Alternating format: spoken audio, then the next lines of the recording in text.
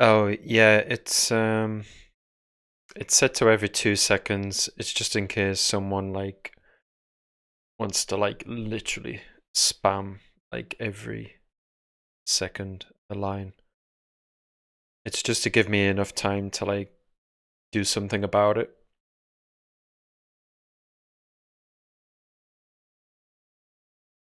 So it's every 2 seconds, so it's not that slow.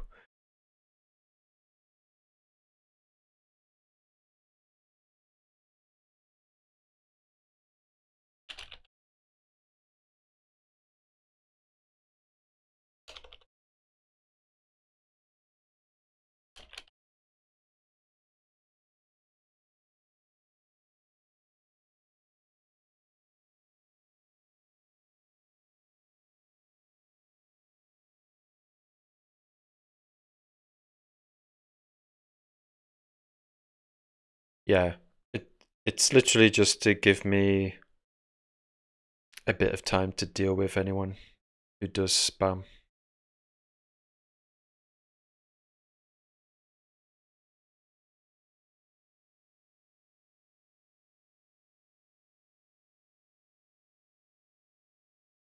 How's it going, Right at Dust?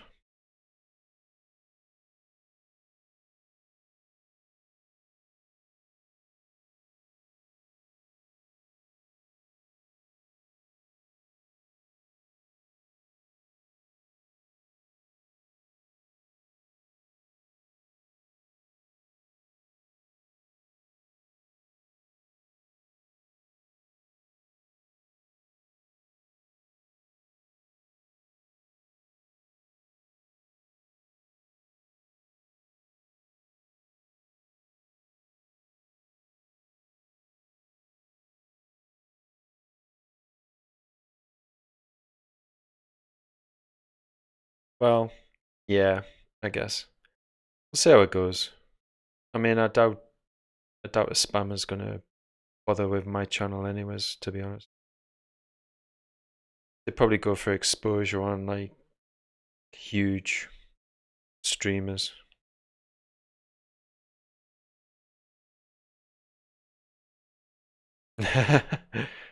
Yeah,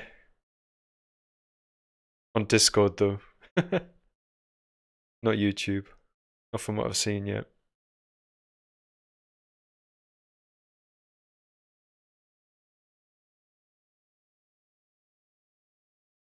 Um, what's the visuals look like? Because on my little on my tablet, it doesn't look too good. But on the preview on YouTube, it looks fine.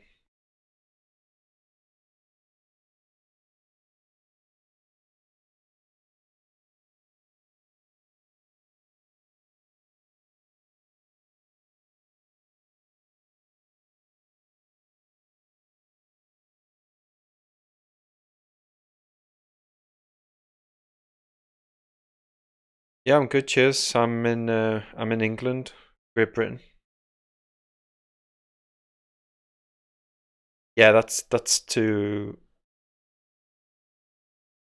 so people see that there's a purpose perspective and they might want to come on. So it says insert your name here. At least I think it does.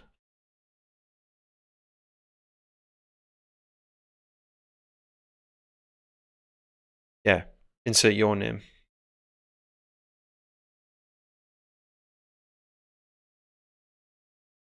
So people would be like, oh, maybe they want to come on the show and talk about stuff.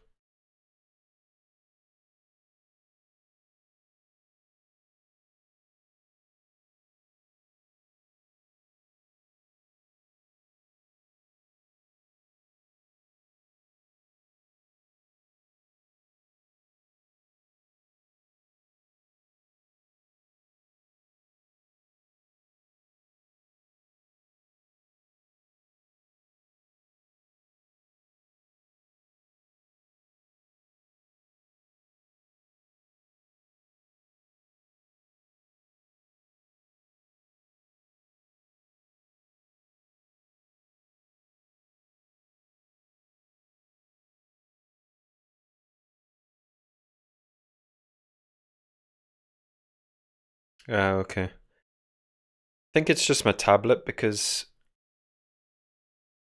my tablet doesn't connect to my main router, so it's going through an Apple AirPlay router. But for some reason, it doesn't get a good signal, so I think it's just because of the signal.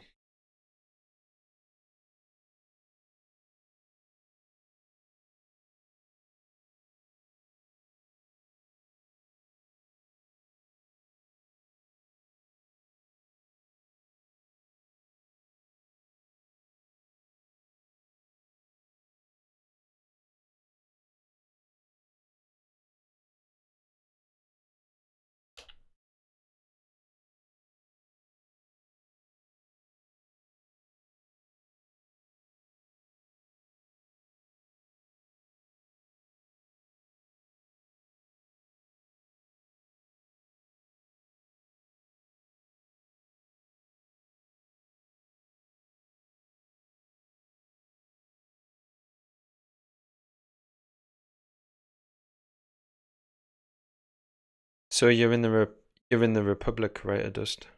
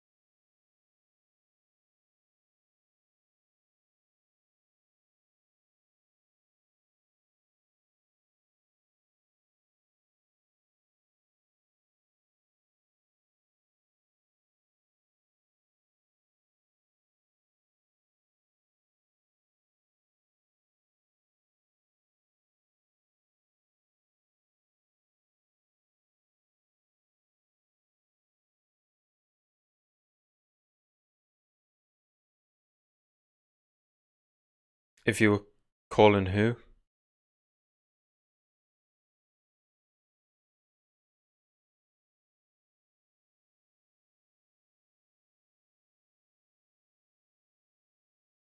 Oh, hey, Veteran.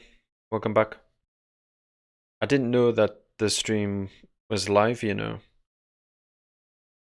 but apparently it puts up the video because I'm using the new live stream studio thing, and apparently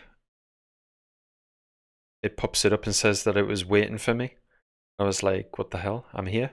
But there's a button. You've got to press the button, go live.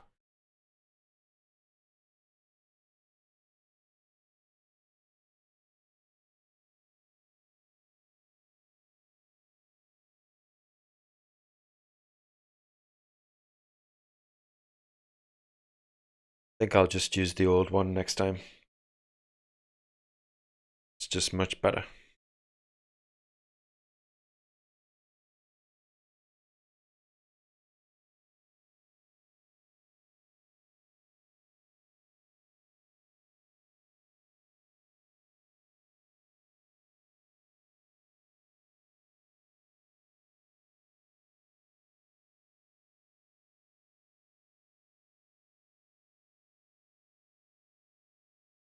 So what are you guys up to?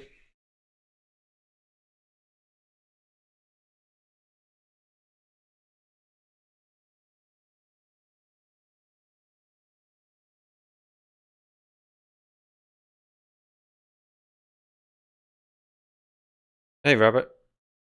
I can't give you a call now, man. I'm live streaming. But yeah, I will give you a call. Don't worry.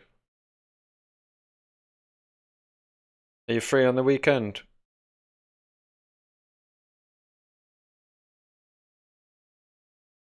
Yeah, the Republic. Yeah, it's a constitutional republic, so well, at least it should be.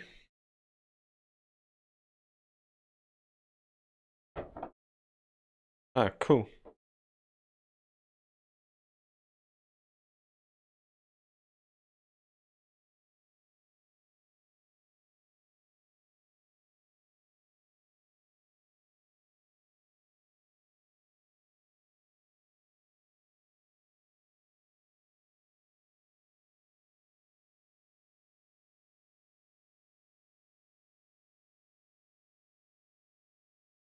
Oh, okay. I'm I, d- I don't even know if it's possible. I, it's the first time that I'm using this new um, live studio thing. So, but I see other people live streaming, and they're like they've got people talking with them and stuff. So I'll do that at some point. I'm just streaming from my from OBS at the minute. It's not through YouTube. It's just streaming to YouTube.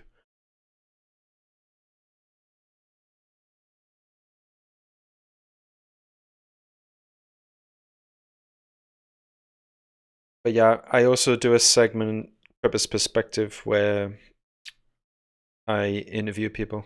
Well, it's not really an interview, but we talk about like just prepping or any other important topic, and people can come on, and we do like a pre-recorded show.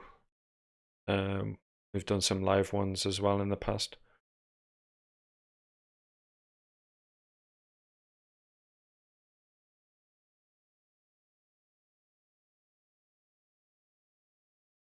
You can check them out on my channel if you want, and if anyone fancies coming on, then just get in touch. Yeah, dude. The weather is crazy at the minute. It's been like literally the past week. It's been like 2 p.m. and it's been pitch black outside. Like I've had to put the lights on in my home, stuff. Yeah, there's other places getting it really cold as well, but apparently there's places in the USA which are like bitterly cold at the minute. I think Rabbit's a bit cold right now.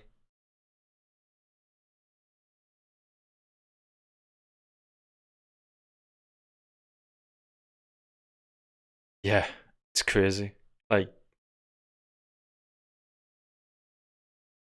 it only just started getting dark, and then in a month and a bit, it's starting to get light again.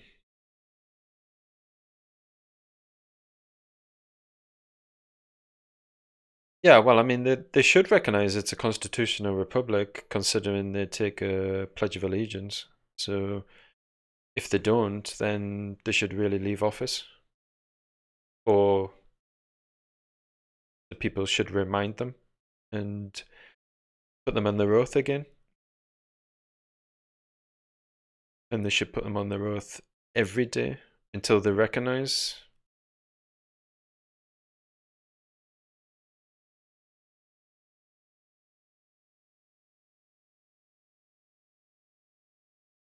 Oh, the Leonids is this week.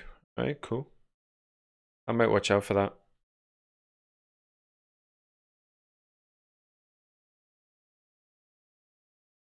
Yeah, Tree of Liberty. Watered with the blood of patriots and traitors alike.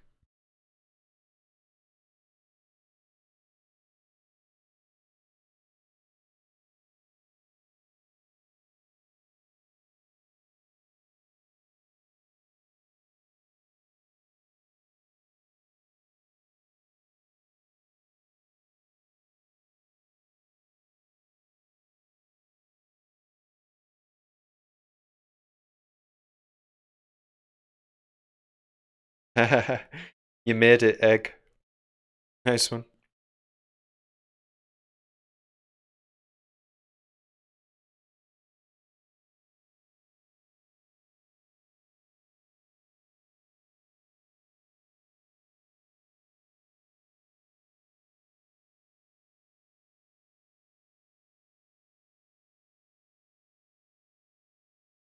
Yeah, man.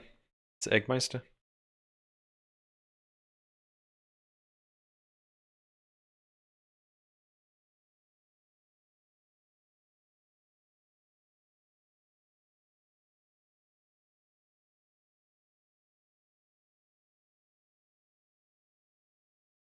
It's funny, well, it's ridiculous really, but I was on Canadian Prepper's channel earlier and he had a rifle, his backpack, and he kept saying GUN, like spelling it out, because YouTube apparently demonetized videos where you say it. It's, which is ridiculous. Completely stupid.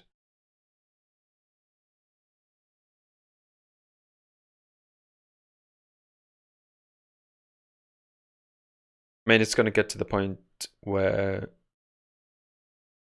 you can't post anything.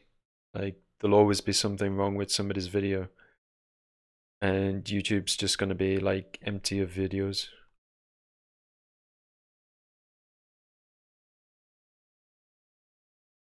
But I wish there was a. Although I'm out of the loop for a bit, but there needs to be a YouTube alternative.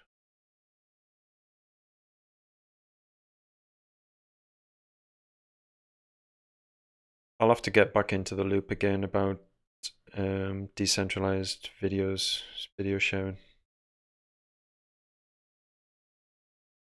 Oh, the copper thing. Yeah, that's ridiculous.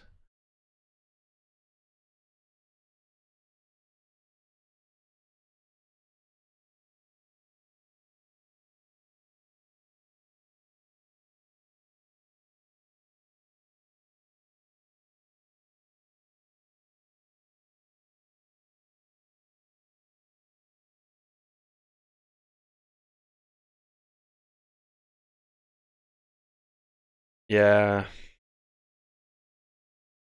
it's just circumstances, Rabbit. I doubt I'll be able to get there. I'm afraid. But I will if I can. Honestly, I will. If I can, I'll get there.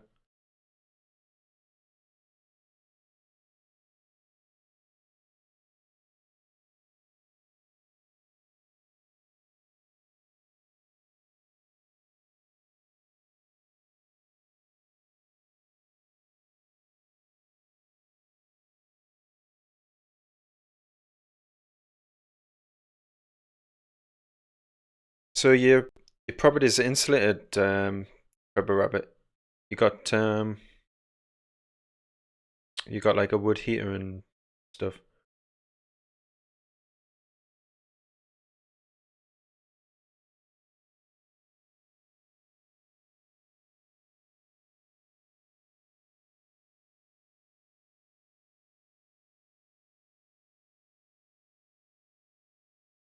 State controlled broadband. Jeez. Back that.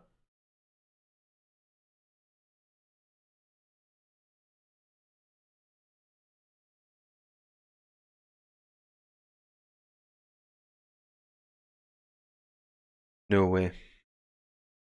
No way, Jose.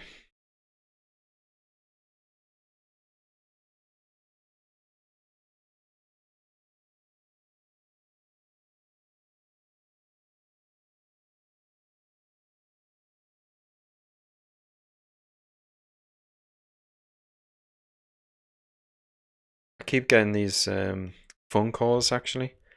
Well, I used to get them, and it was an automated message, and it said, "Oh, we've detected abnormal activity on your broadband line. You must press 1 to speak to your broadband provider." I was like, no. Hey, Stig. Yeah, I do as well. I just keep them on the line for as long as possible because then there's less chance that they're gonna talk to someone who's gonna get caught up in all of their spiel and possibly end up out of pocket. Hey Finn, welcome.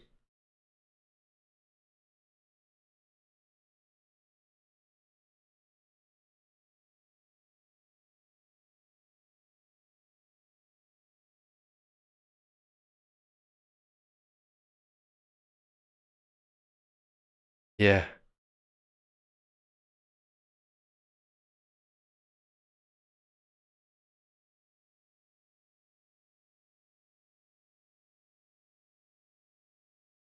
I mean, it wasn't that long ago though that scammers would come to your door. Like, I don't really hear of that sort of thing nowadays. It's all like telephone calls, trying to get you to log on to like a dodgy website. They must still go to door to door. They must still go door to door. But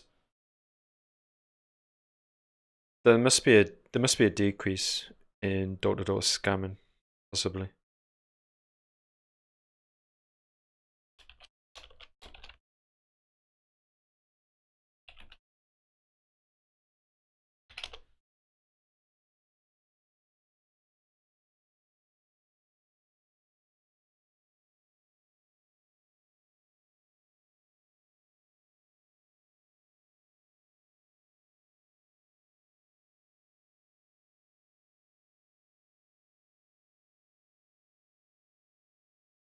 People impersonating utility companies. That still happens, of course.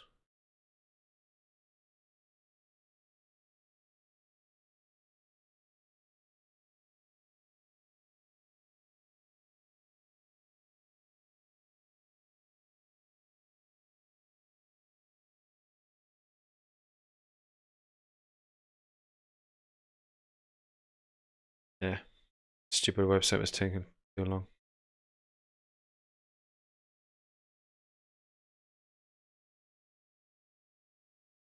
Big Green Deal sales, unnecessary dam proofing, home maintenance services, food sales.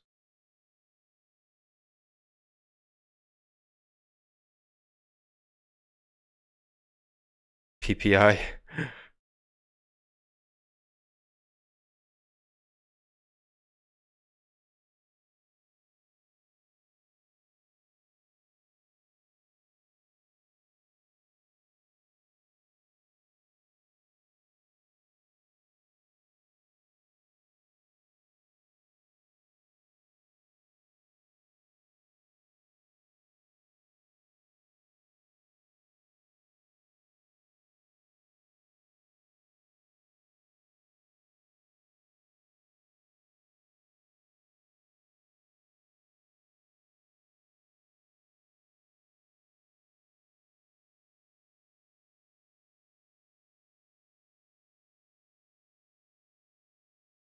No, not gold. But I do have silver.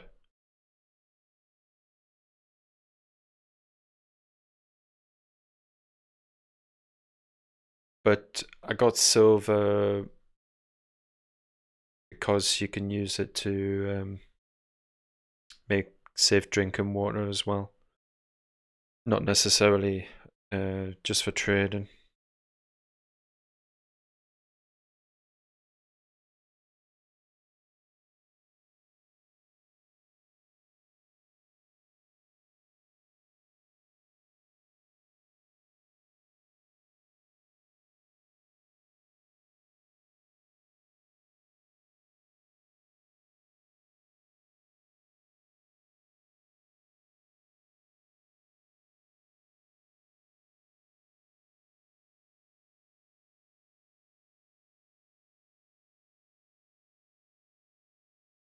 That's one of our that's one aspect of my preps which I actually need to improve on is the barter items, tradable things.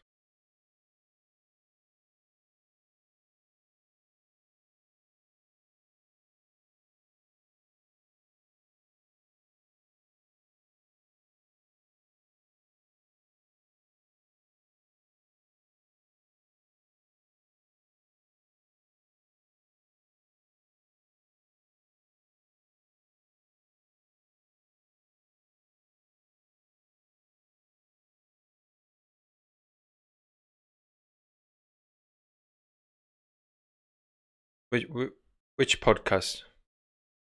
This one.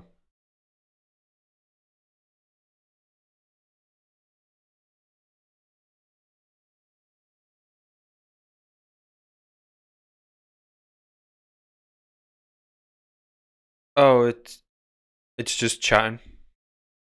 Like whatever topic comes up in the chat, or if someone asks anything, I'll cover that. But it's just whatever we talk about, we're going to talk about, basically. It's just chatting.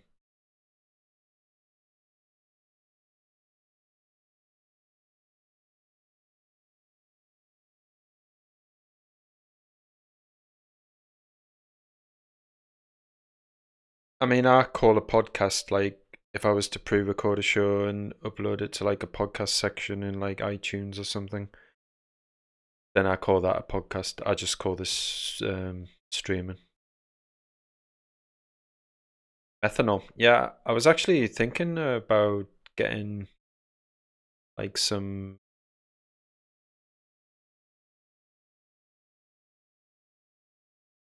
like that, and I was thinking of maybe trying to find like a light which uses it. It gives off a bit of light and heat.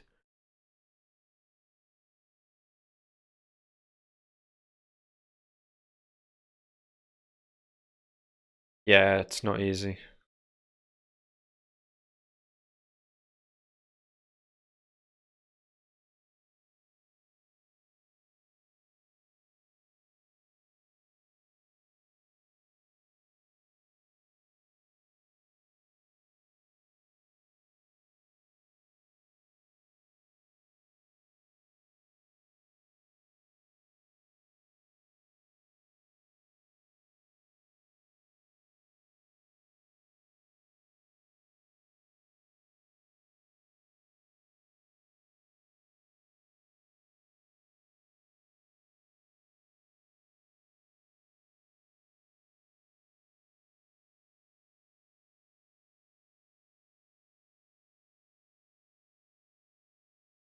But whatever you stock up on, you've got to store it. So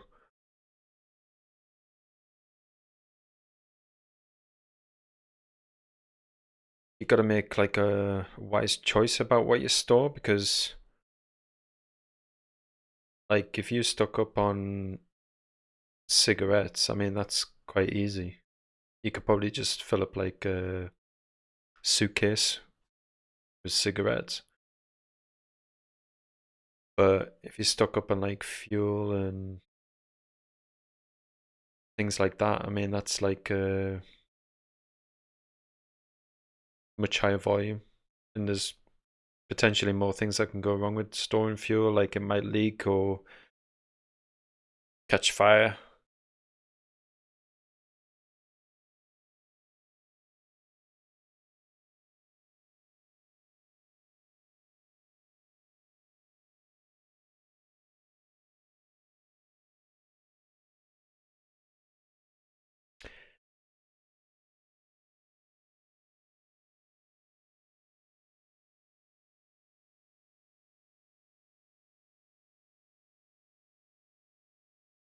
Yeah, or oxo cubes, or even coffee. Something that somebody imagine like if things went really bad, right? There was no supplies of anything. Imagine how many caffeine headaches and people suffering from caffeine withdrawal there's going to be.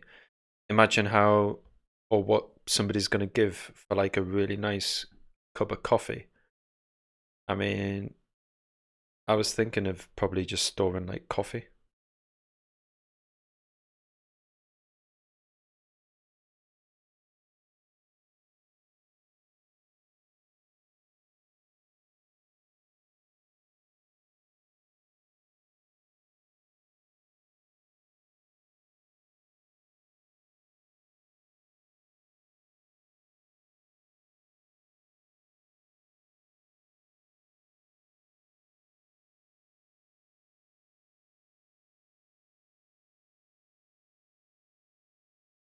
Yeah, charcoal's a good one.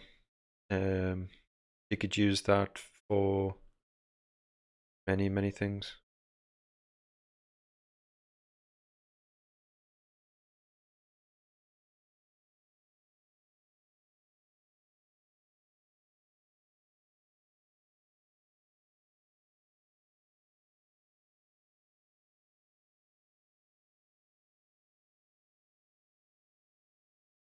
Charred punkwood.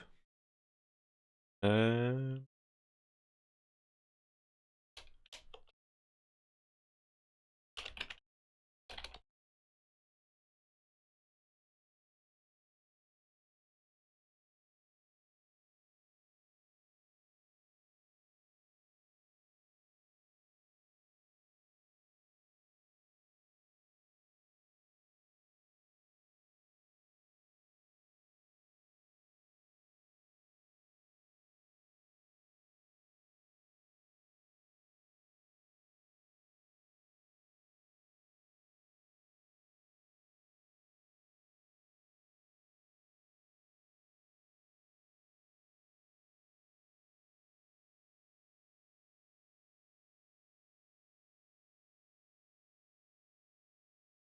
I don't know, to be honest. I'll look into it though.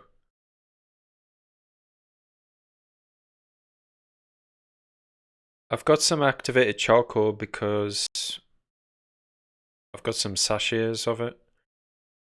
I use it in my water distiller. So I do have some activated charcoal, but it's not like the raw stuff. It's like pre-prepared stuff in a packet.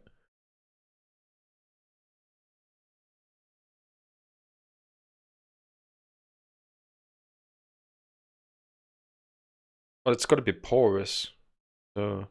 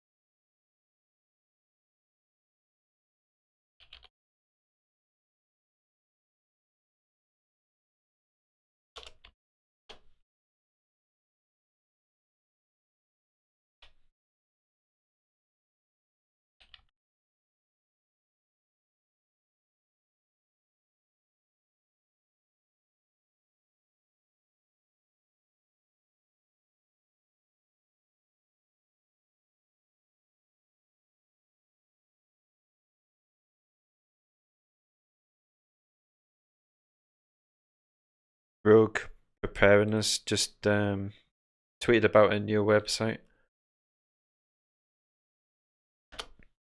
Looks pretty good.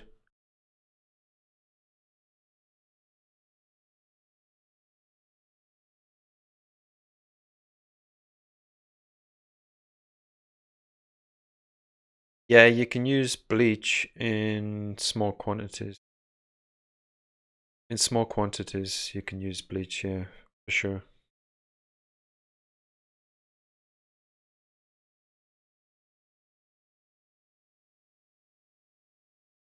But to be honest, I wouldn't want to use bleach just for the taste.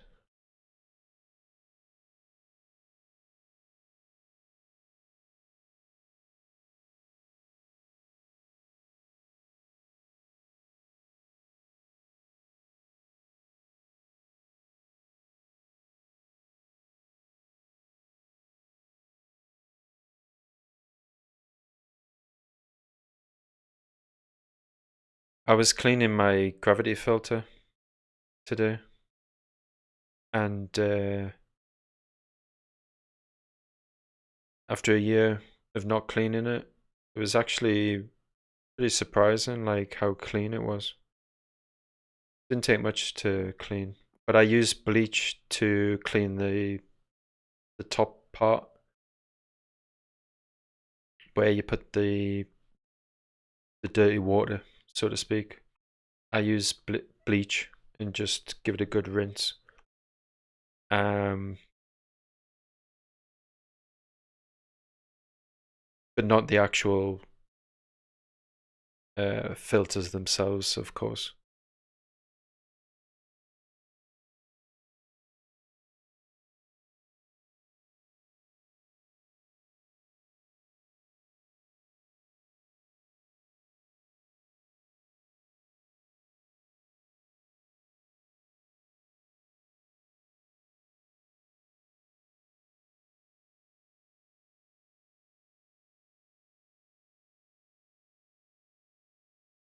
Yeah, it will. It will just come down to that.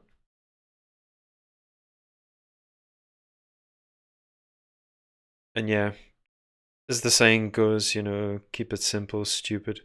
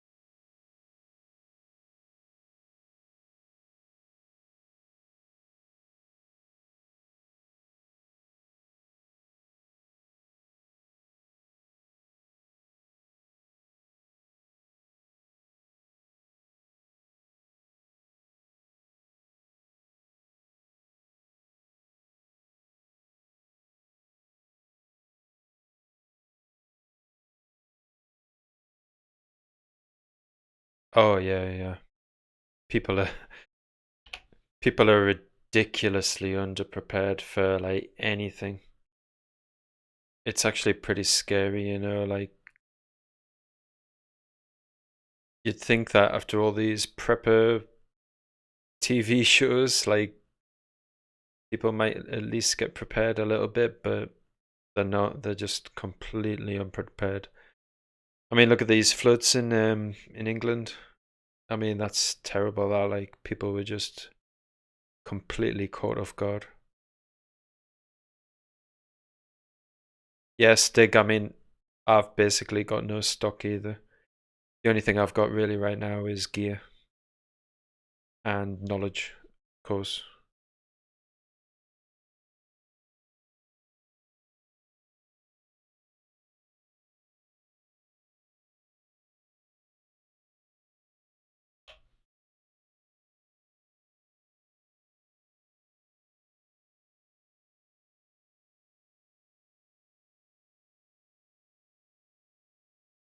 Well, it's been going on for so long, Finn, that I think people are probably just completely bored of it.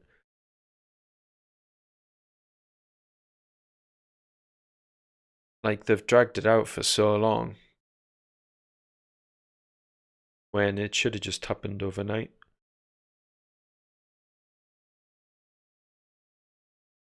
I'm sure in the beginning, like when it was said that we're gonna leave, I think like within the first month or two, like people were like, going to the shops, and then 3 or 4 years later or whatever it is, like it's just like, well, it's never gonna happen.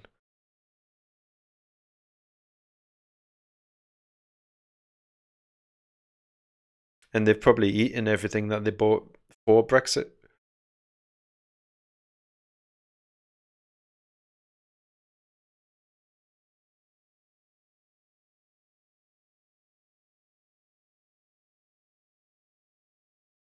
Yeah.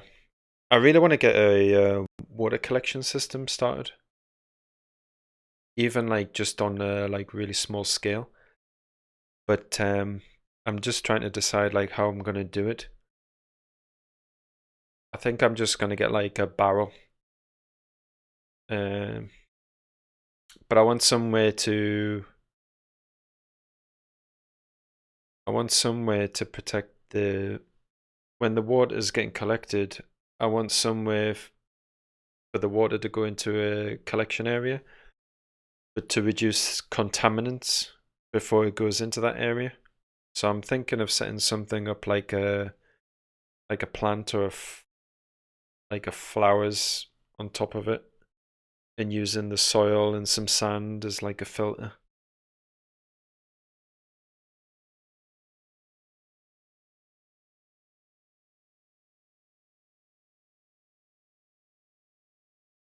Yeah. Hey Frugal, how's it going? Yeah, quite surprised actually that there hasn't been mass riot about this Brexit thing. Yeah.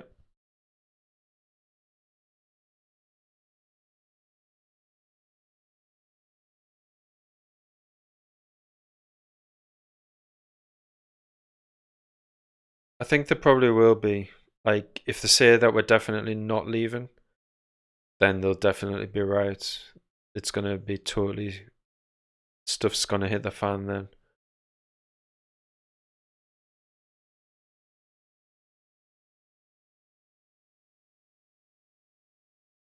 Hey, Big Bear.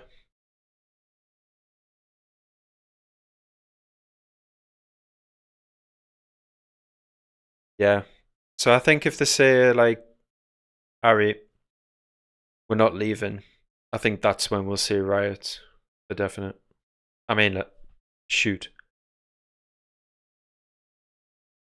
I didn't get involved in the voting because basically there is no vote.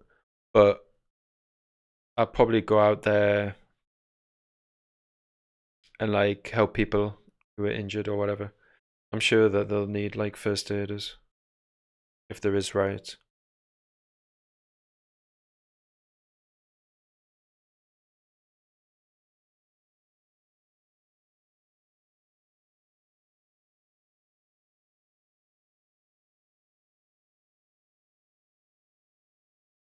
Earthship houses. Yeah, yeah, sure.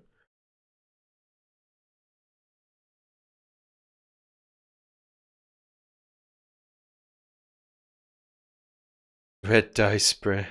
I think you might as well just get some Jif lemon. I think that works better.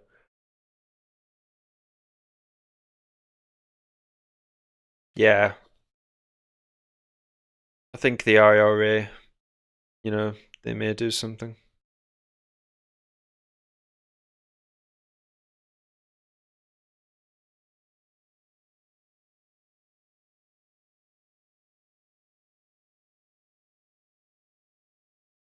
Bite back canine spray. I don't even know if I've ever heard of that.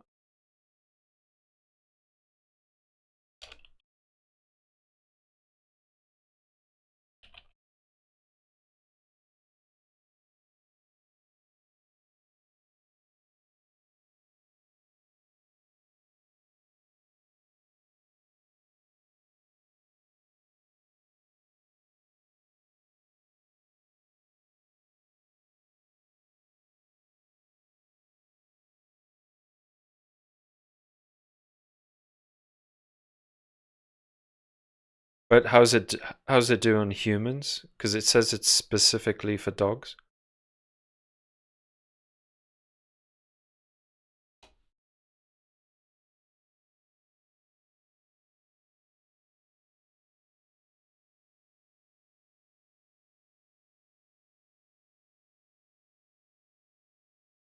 It does look like the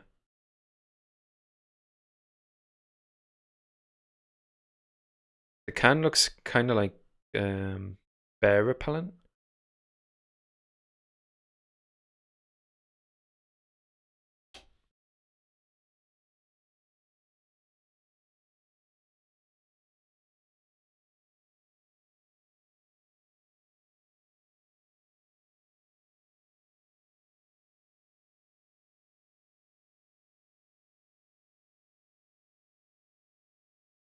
Oh, I'm gonna look into that then. Yeah, I mean, I could make my own. I could make my own uh, mace and things like that very easily. Yeah, yeah, it's really quite easy. The only problem I found is finding a decent enough pressurized container to put it in.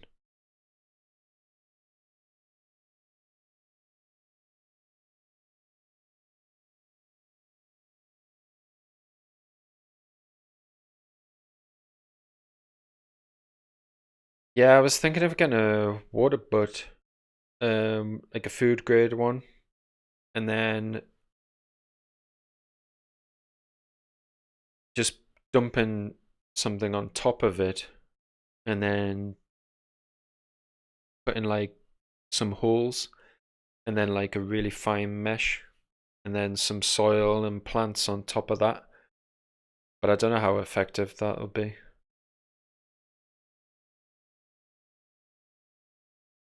But I might just try it and just see how it goes. I mean, whatever water I collect, it's gonna get put through the gravity filter anyways.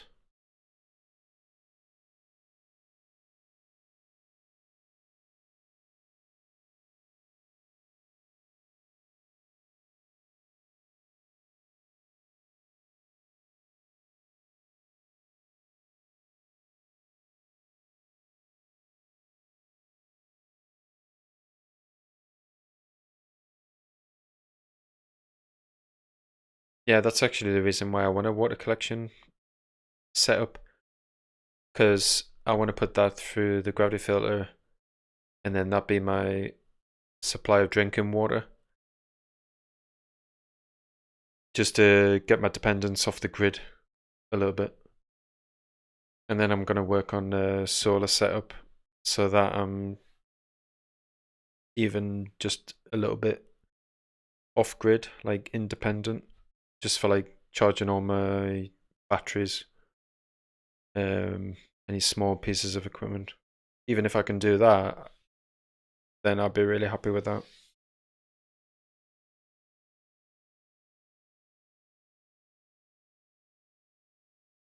Ah, okay. Are they like food grade though?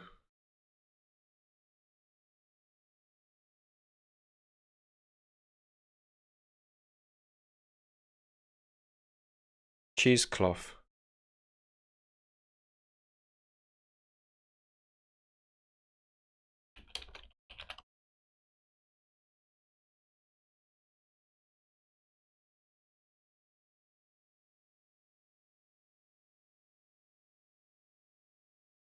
Ah, okay.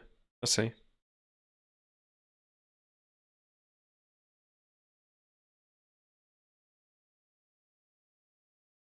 Yeah, I might try that then.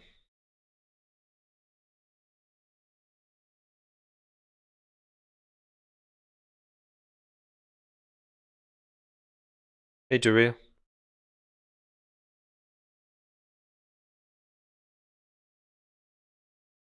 what's the water table like? I don't know. I mean, it rains enough to collect water, that's for sure. Yeah, I've got a water distiller right at just.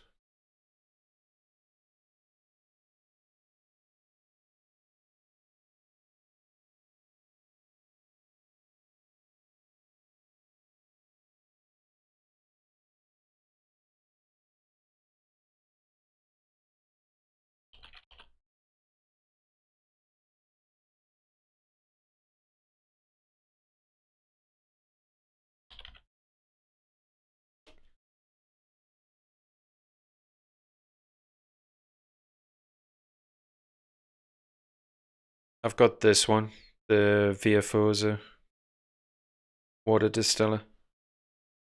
They're really good company. Like they've got awesome customer support. Like, in fact, this is my image from my Steemit channel. Actually, that's the old one.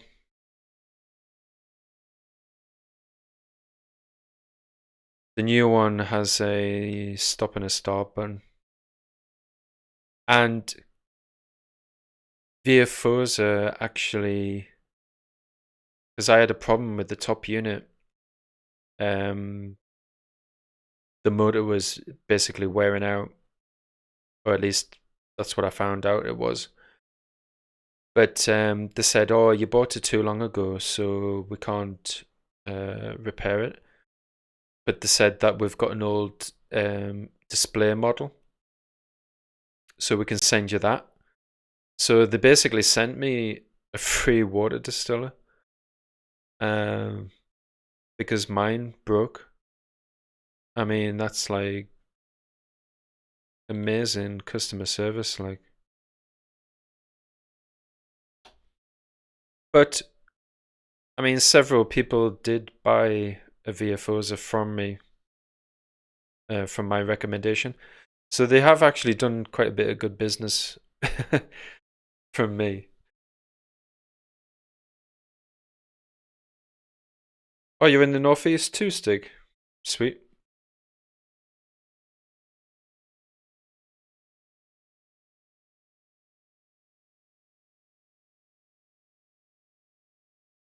Oh, so you use a cheesecloth?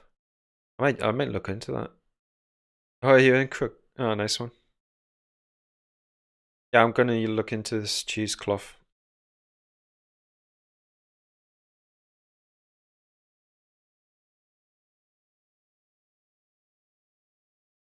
and just jerry rig like a real basic proof of concept water collection system.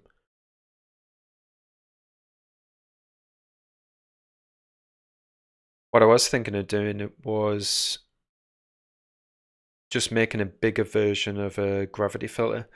So I was gonna basically stick a couple of filters which I use in my gravity filter and just put it on a bigger scale on like a big water butt. So just make like a big DIY gravity filtration system.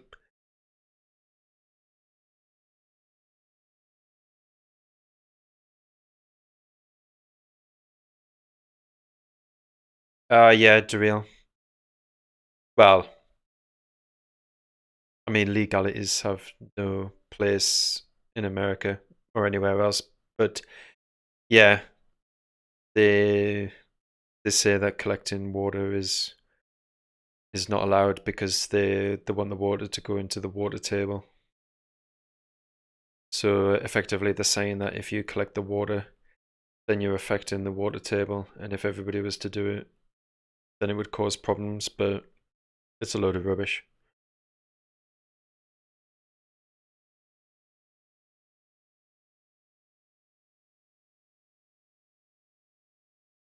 And I don't remember seeing that in the US Constitution either. So it is a complete load of rubbish.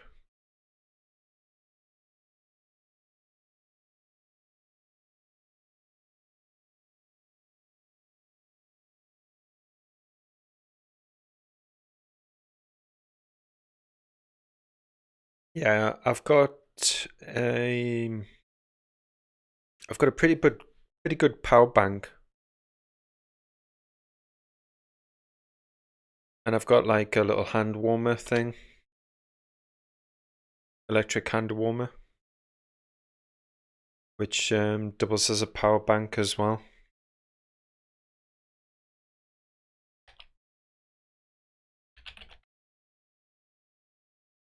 But I need to get a better solar panel. It's like this. It's actually pretty good. Like on the lowest setting, they last for hours, and yeah, they actually get pretty hot. But I've got a proper power bank, like a bit fairly beefy power bank.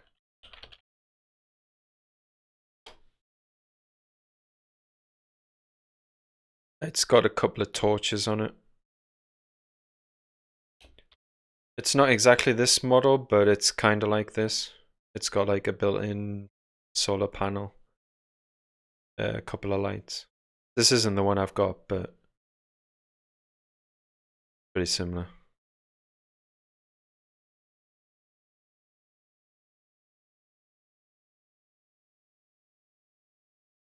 But I need a bigger solar panel.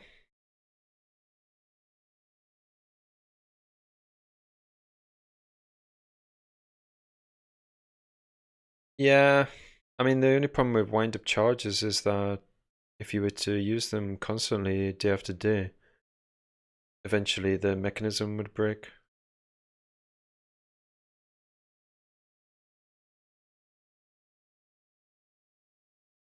I'm pretty sure I saw somewhere that there's companies which sell refurbished forklift batteries. Like they get old ones and like they refurbish them and then sell them on. But I can't remember where that was. I think it was somewhere in America.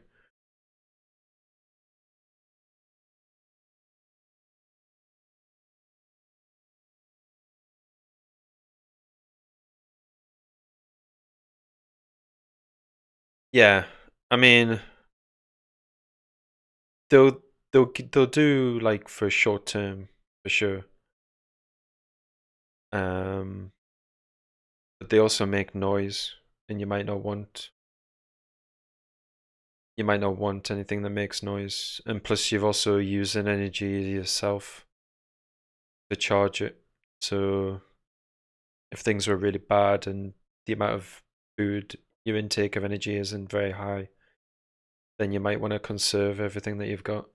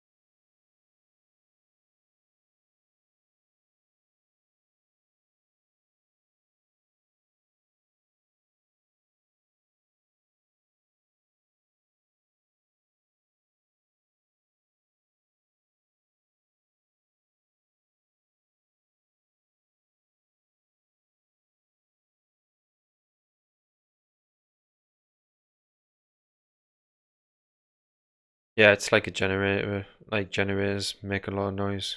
So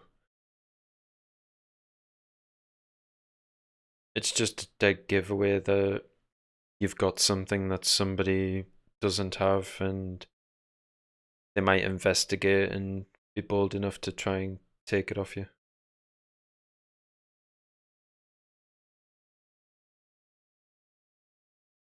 Yeah, blackout curtains, they're a good idea. I don't have any myself yet, but my torches all have moonlight modes on them, and the current curtains, you don't see the moonlight beam through them. But yeah, I really need to get myself a better solar setup. Because I did some challenges in the past, like lights out challenge, where you don't use your household grid lights. You use like your preparedness lights, torches, things like that.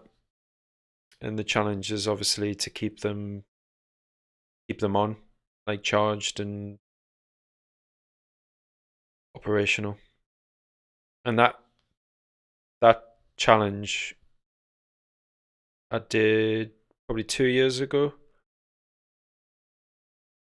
and I did it in summer and I did it in winter. And when I did it in the winter, that really exposed the problem in my. I don't have enough charge coming in to keep the lights on.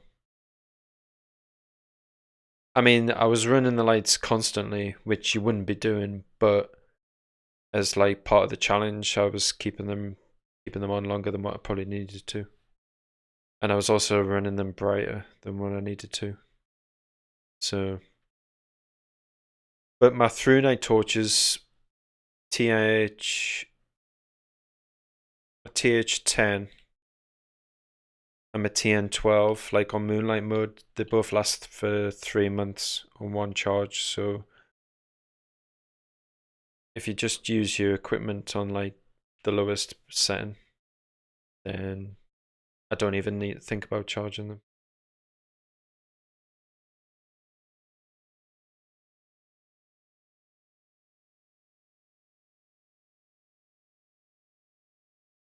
A 100 candles. Beeswax by any chance?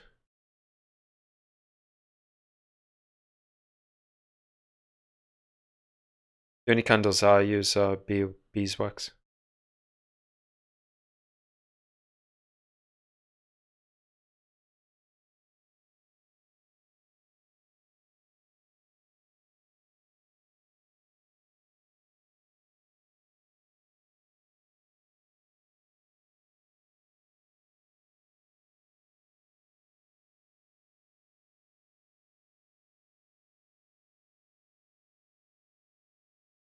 $100 candles.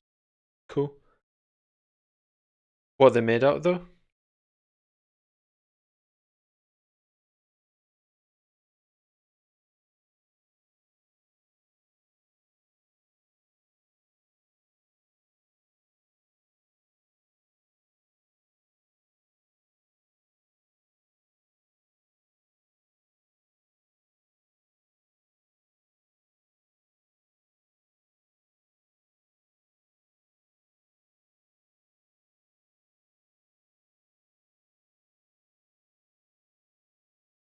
Big Bear.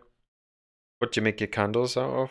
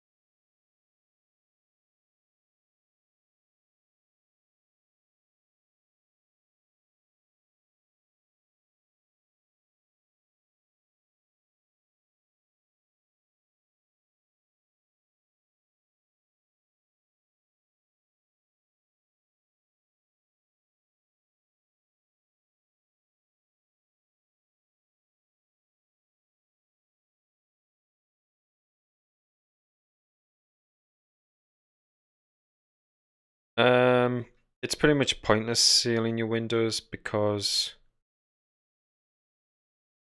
there's so much. A house has. It's basically very porous.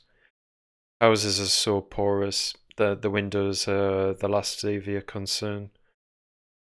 So you could probably make a window, very good at stopping gases and things like that, but there's so many other areas that air would come in and dangerous things that it's just not worth doing.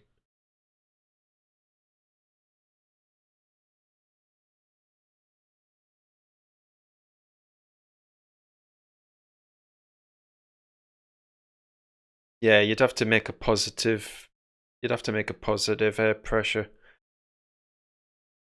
or else it just won't work. But I don't think it'd be possible. Yeah, and like Prepper says, radiation, don't bother. Just go somewhere that has natural protection, somewhere like the Lake District.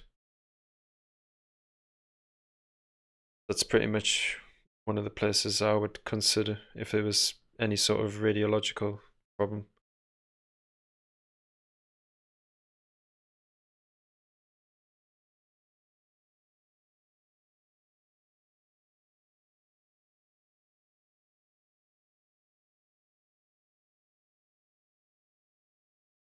But yeah, trying to make a positive pressure system in your home would be very, very hard. Very hard.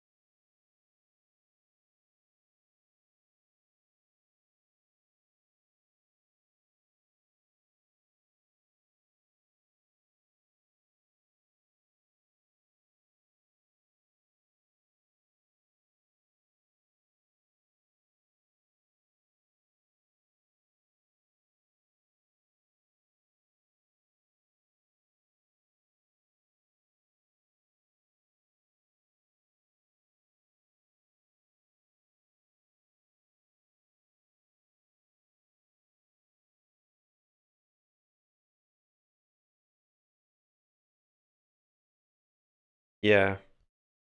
I mean, there's no point trying to seal your home up against agents or chemical threats if there's none in your immediate area, basically.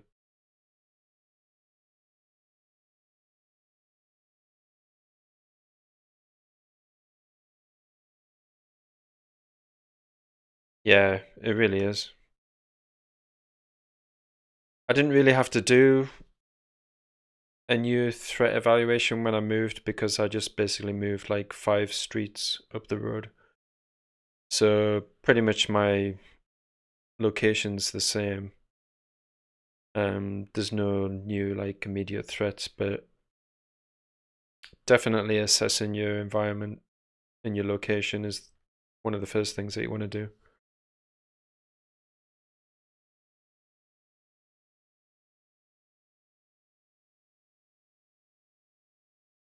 But yeah, I've looked up businesses and what they do in my local area, and I couldn't find one that did anything with any sort of hazardous material.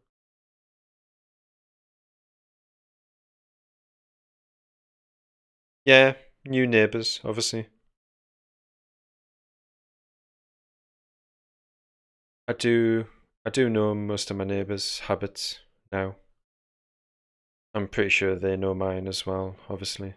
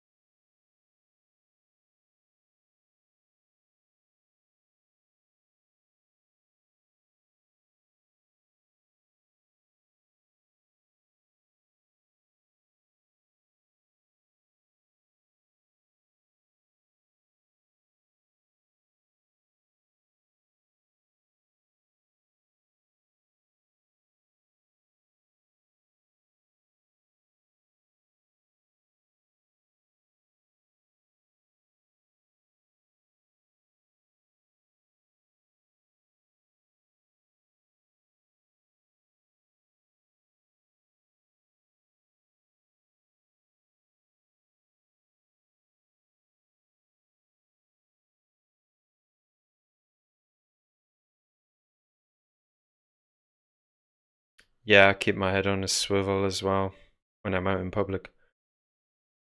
Like between 20 and 50 steps, I'll just glance around, and I never listen to music on headphones anymore. I don't have a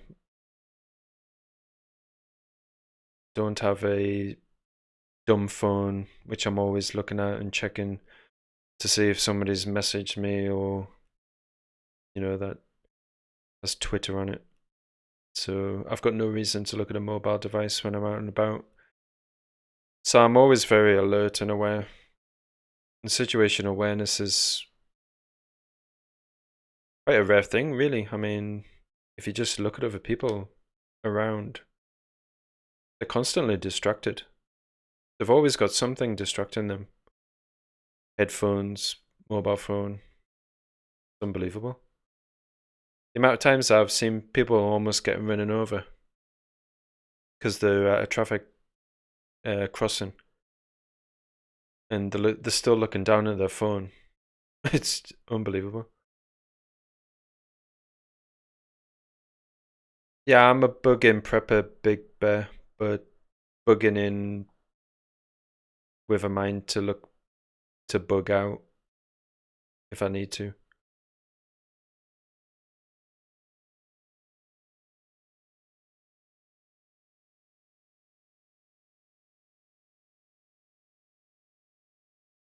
Yeah, the decontamination gear. Plenty of Fuller's Earth. I've got loads of Fuller's Earth.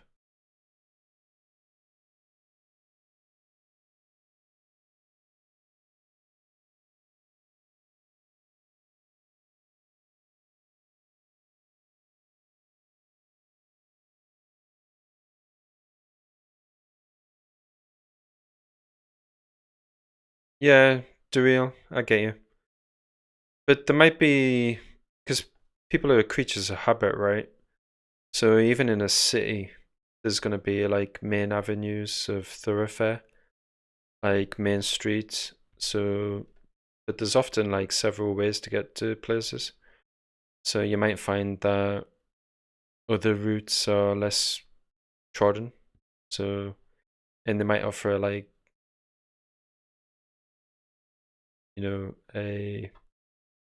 a better route where you can check on what's happening around you. Less people.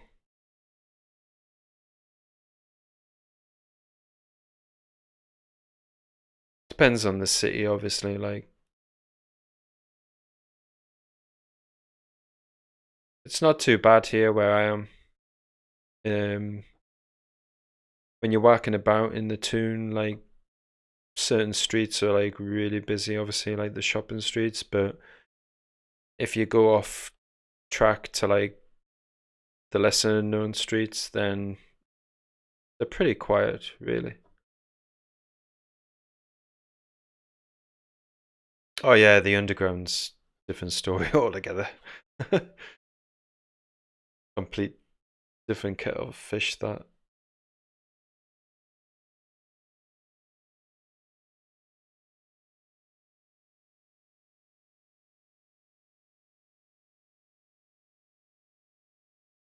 Yeah, we are pretty much countryside in the tune.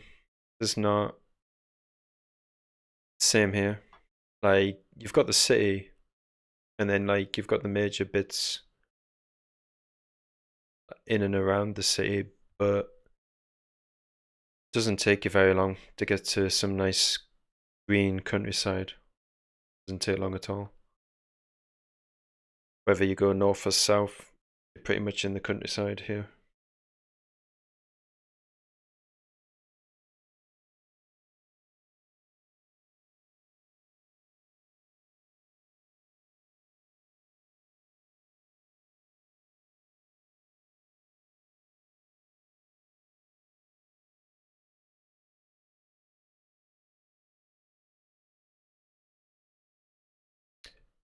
Yeah,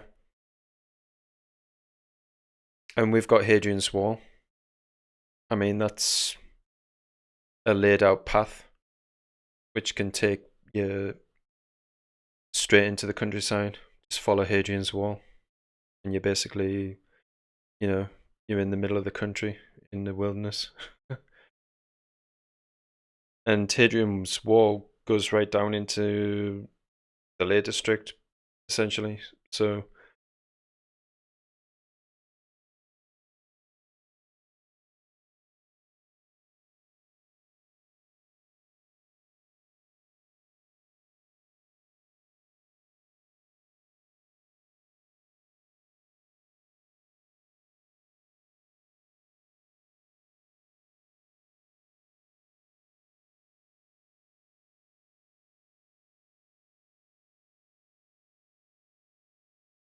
Yeah, caltrops are a good option, but I've heard that if you get stopped and you're found with them, then you can get in quite a bit of trouble. Gotta have like a really good reason to have them.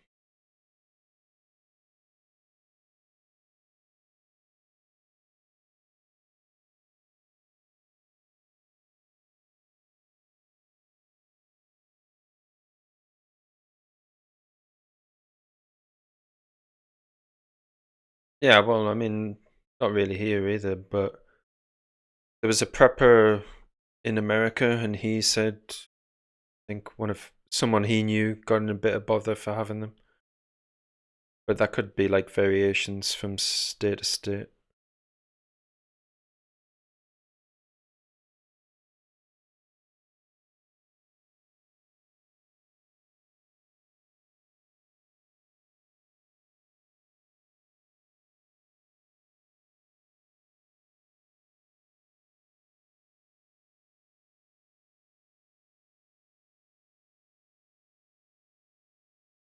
Oh yeah, for sure.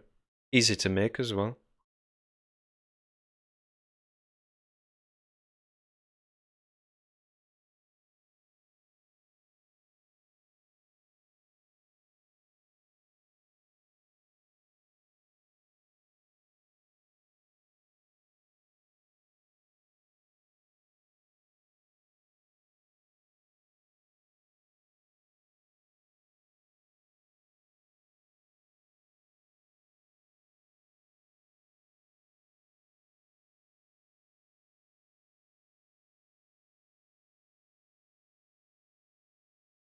Yeah, crossbow, catapults.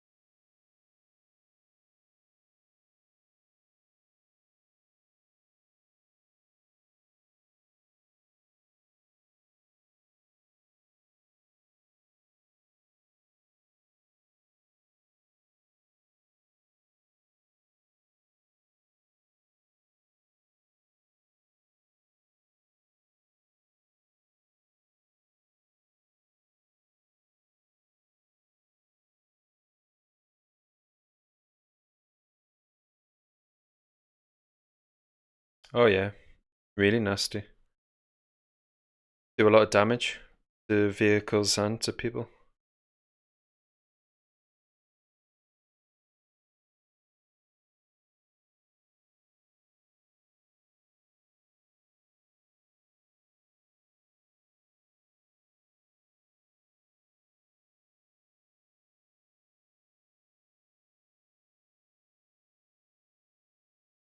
Yeah, I don't really want to imagine it.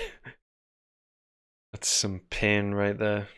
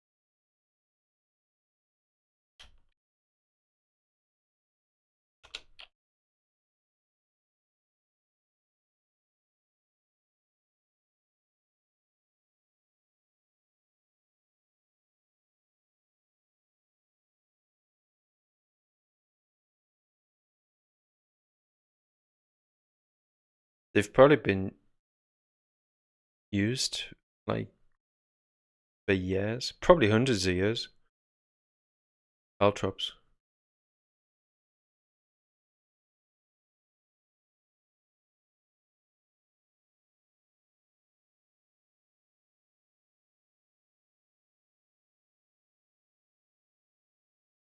Ouch.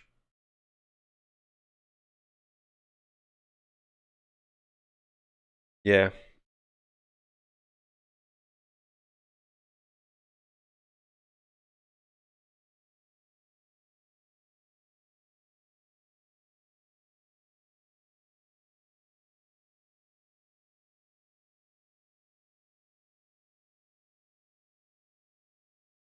Oh, dude, have you not seen people using ferrets for hunting?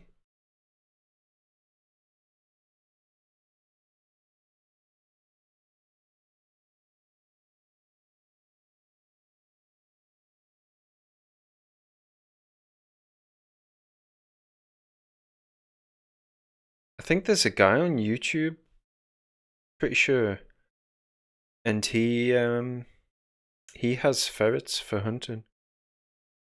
It was dead interesting watching him using them. They were so efficient.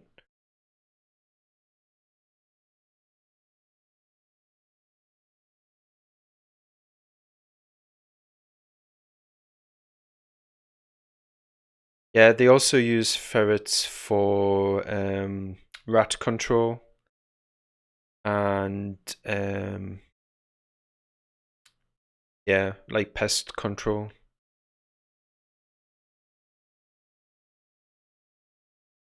There's people that like will use air rifles for taking out rats, and then there's people that have like ferrets and they'll do the same. But there is, of course, the possibility that the rats get the ferret. But like if you've got like an experienced ferret, then it's really efficient at killing the rodents.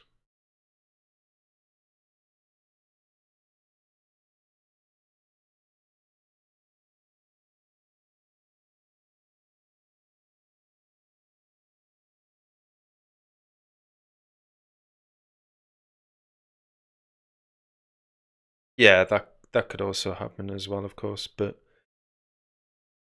I think for the most part, they come back. I mean, they are a predator, so they must like doing it.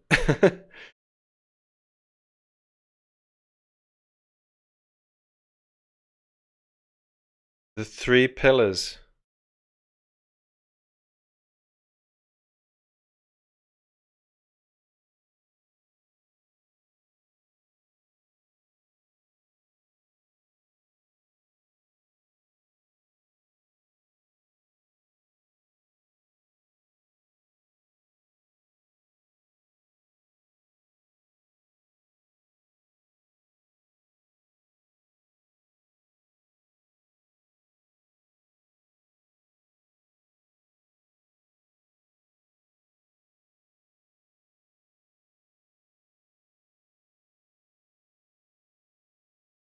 I'd probably put health first,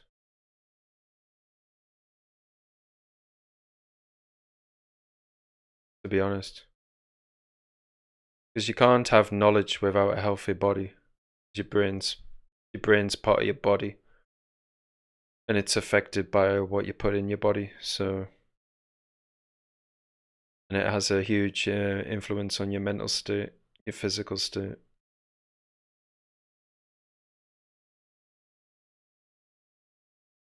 But yeah, I'd agree with that. I'd go health, knowledge, gear.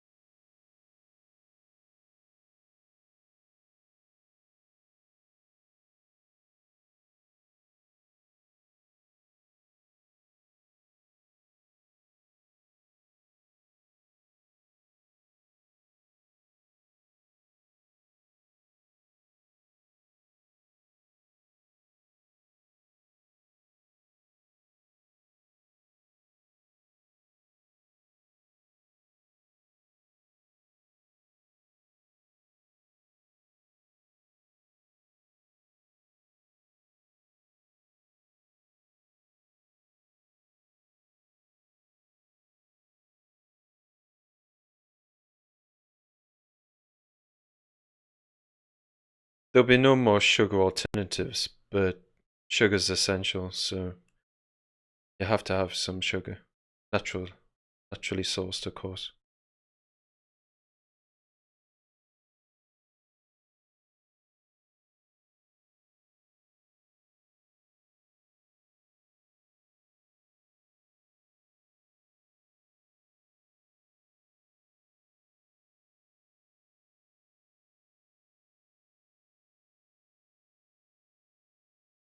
Yeah, sugar's essential. Your brain uses a lot of sugar. It's all these fake sugars that are causing the problem these days. What's that one that they put in drink? Aspartame. Breaks down into formaldehyde, which is carcinogenic.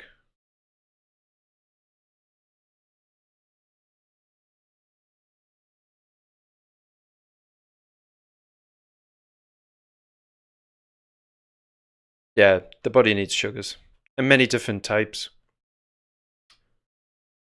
Fructose from fruit.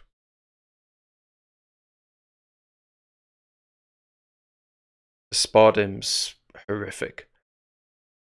And it's in diet drinks. Breaks down to formaldehyde, which is really poisonous for the body.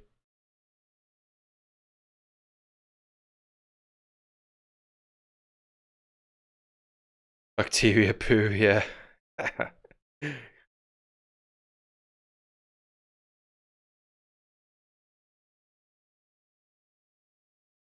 Pollen. I mean, that's what the bees have. But honey's just bee poop in it.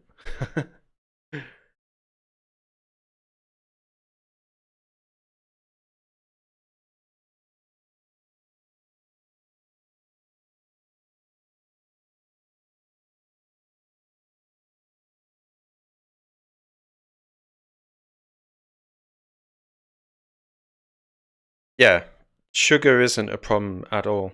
The human body needs sugar, but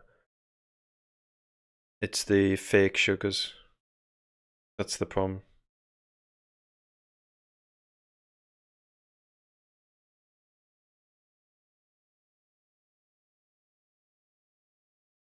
It's like meat, you know, lots of people don't eat meat, but we're designed to eat meat.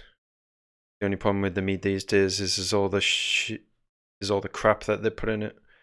Like literally, there's tons of fecal matter in meat, all sorts of stuff. Like what was it? I think they found like ridiculously high levels of like fecal matter in meats that are sold in supermarkets.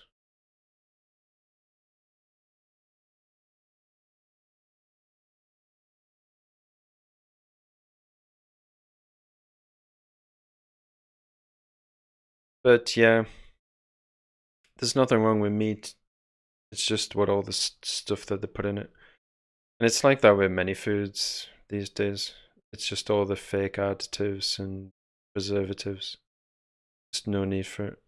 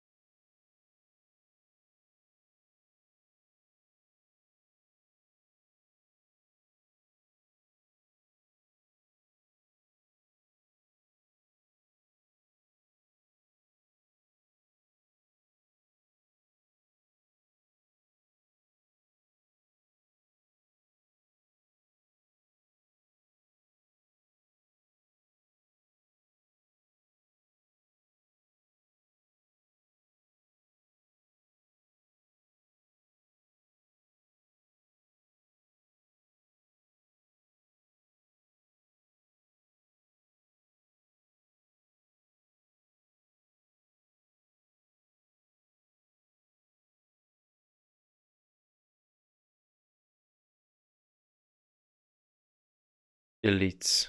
They're not elite.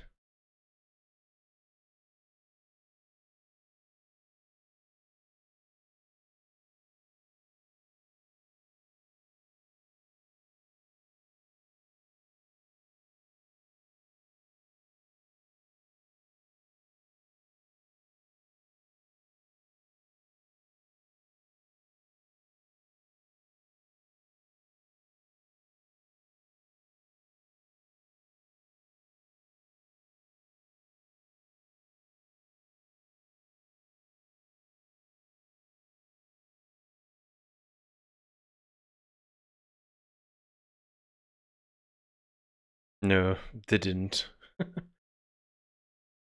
I hate it when people call them elite because they're not elite at all. There's nothing elite about them. They just use murder and extortion and corruption to get to the position that they're in. There's nothing elite about that. And they like to consider themselves separate from the rest of the human race, but they're not. Every human's equal. There's nothing special or elite about them.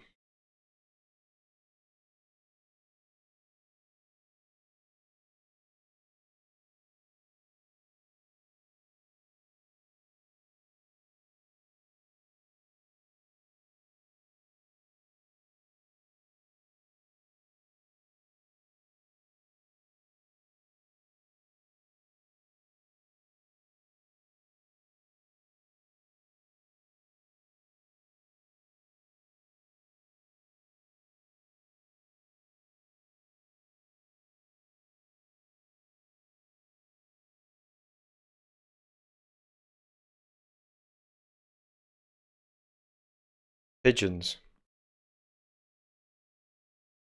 Not the flying rats that you find in the city, like you're talking proper pigeons.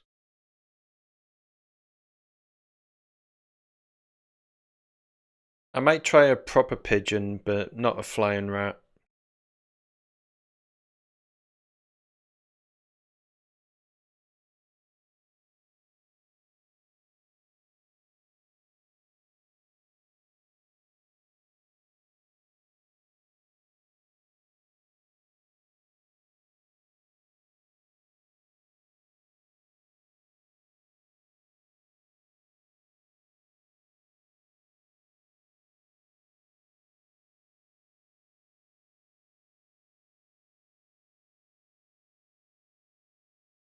Yeah, yeah, it did happen. World War Two. That was a huge displacement of people in Britain. And obviously, like bombings and raids and the threat of being gassed. Like everybody carried a gas mask with them in World War Two. There was never any actual gas attack on the mainland, but they still carried them with them every day. And they also, yeah, gardens, growing your own food. There was like posters, grow for Britain or grow for victory or something.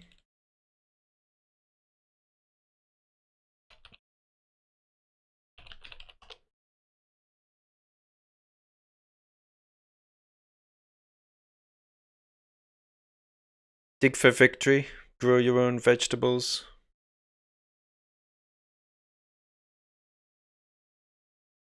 I mean, this is all just stuff that we should be doing now.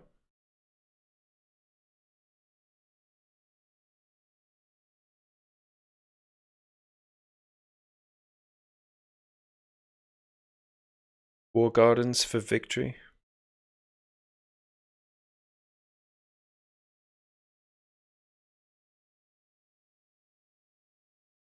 500,000 more allotment holders.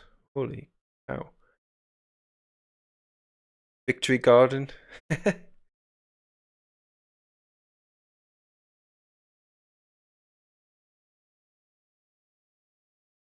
Grow for winter as well as summer.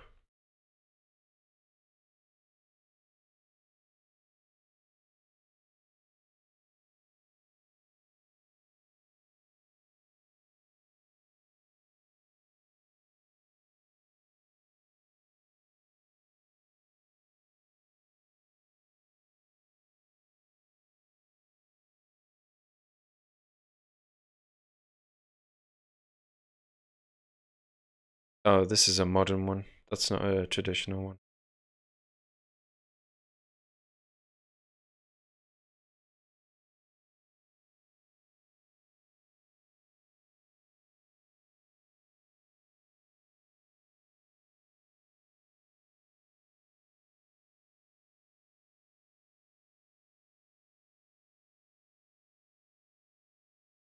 How to dig, how to sow seeds. Yep.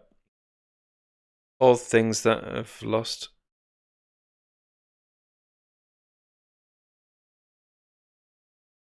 Most people don't even know how to do that.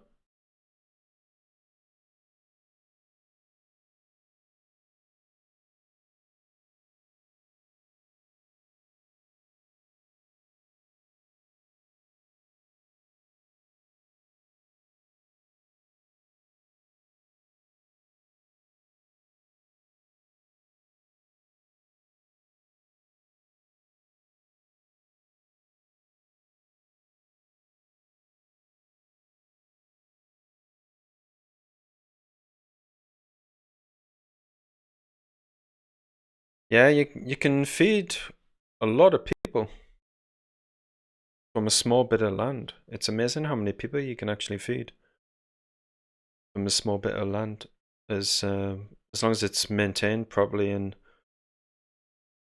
you grow the right things, you can sustain a lot of people. We should all be doing that, or there should be a bigger percentage of people doing it. It would drive down the price of food a hell of a lot.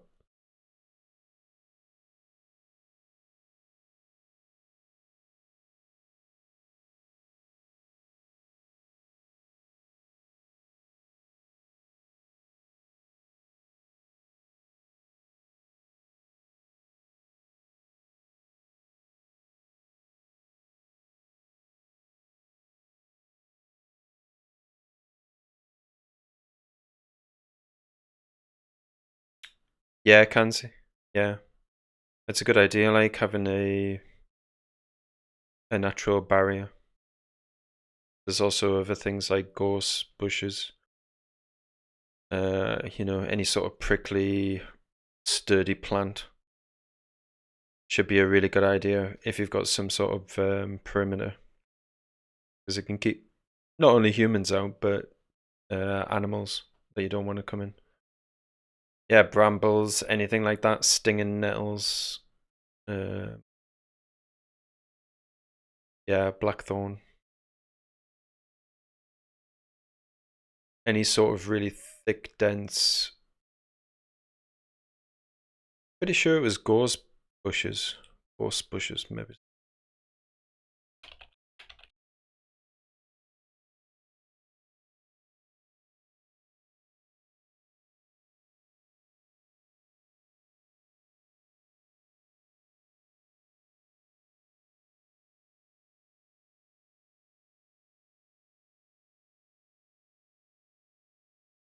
Yeah, we played on a crazy golf course one time, and the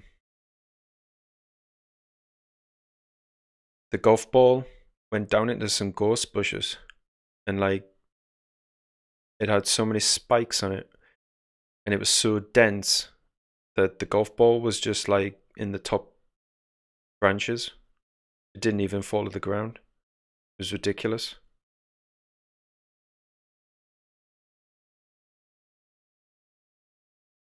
And the thorns are really long.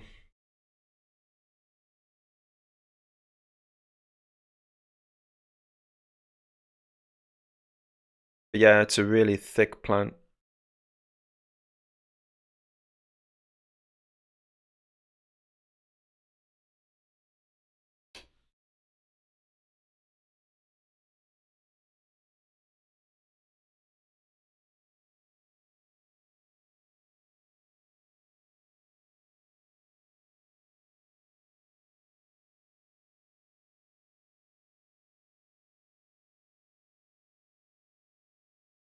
Yeah, stick. I mean, even now, if you've got a, if you grow things in your garden, if you just, if you just take some waz, stick it in a bottle, and just put your waz all around like the perimeter of your garden, like it keeps a lot of animals out.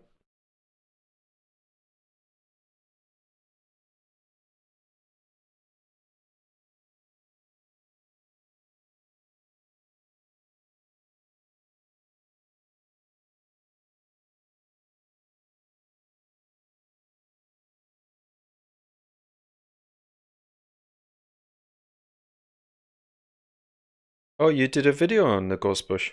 Oh, cool. I'll have to check that out. It's always been in the back of my mind.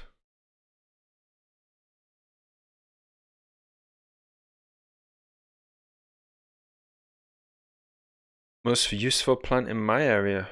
Phew, jeez. uh,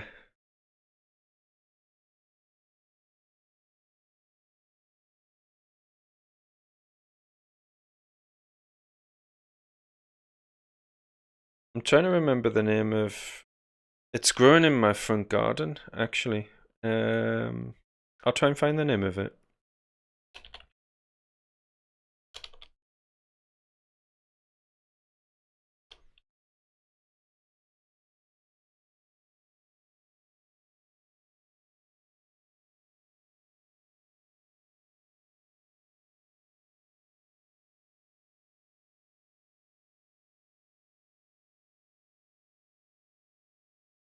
Same. It's got something like 3 or 5 times more vitamin C than oranges and stuff. I keep forgetting the name of it. Rose hips. That's the one.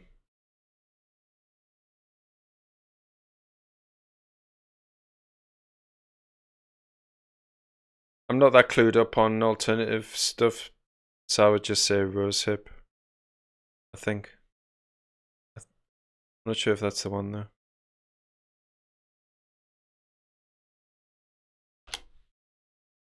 Yeah, rose hips.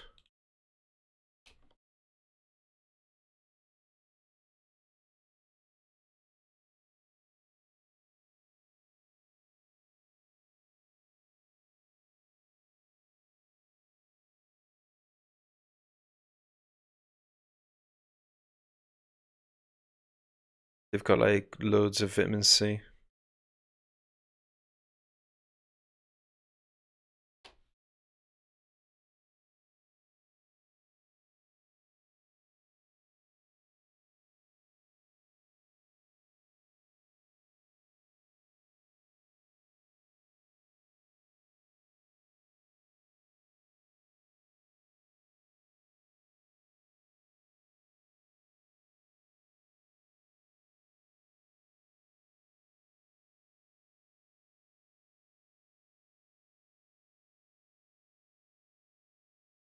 Nettles, yeah. I usually collect nettles and have like nettle tea just from the local park. Yeah, rose hips are the itchy berries, but basically you think you split them open in water or put them in like hot water, and then it gets rid of all of the stinging bits. And then you can basically like, I think you can just put them in water for a long time and it extracts all the goodness. I'm not sure. I've got a book tells you how to prepare rose hips. You can also make like a jam or a jelly out of them or something, I think.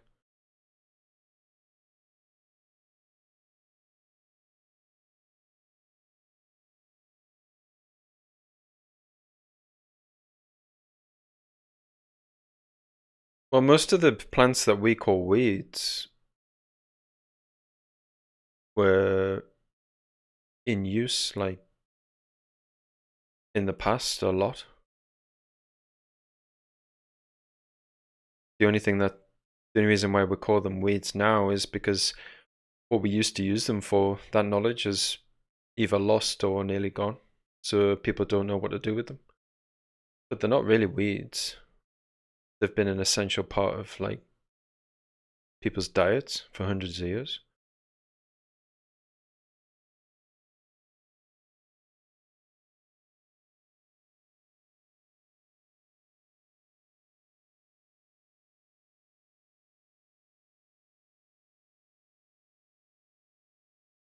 Dock leaves.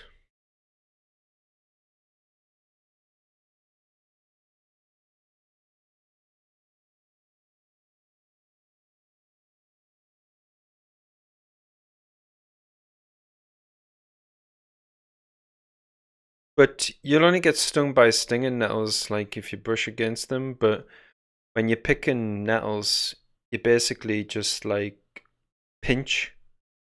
You pinch the leaf in the middle, just pull it, and then you don't get stung by it. But nettles, leaves, you can also just put them in water and it gets rid of the little hairs that sting you.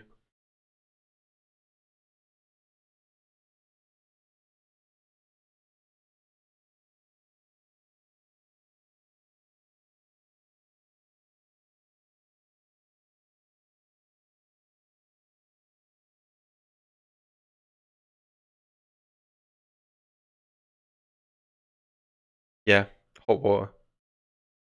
And then you just, yeah, just move them about and the little tiny hairs that sting you just come off.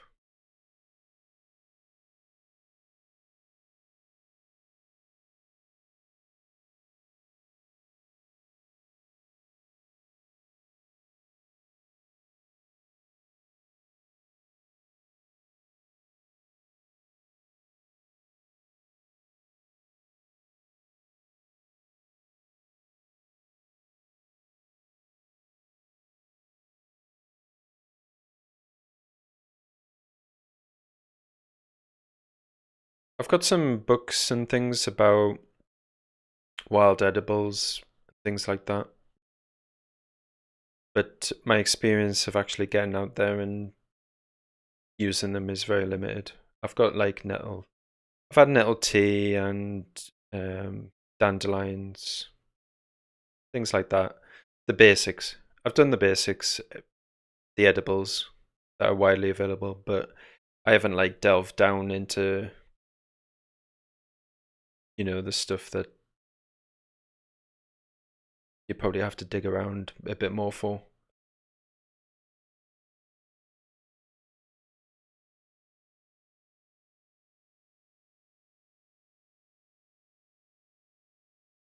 Yeah, stick. I'll be up for that.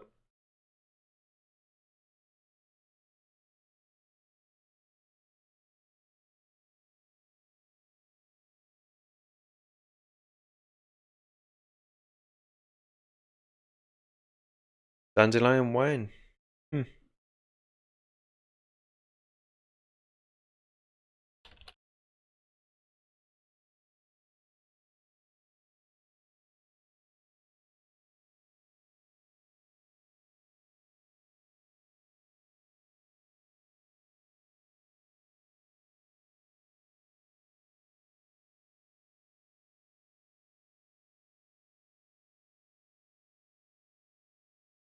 Oh, this sounds good. Dandelion wine made with honey.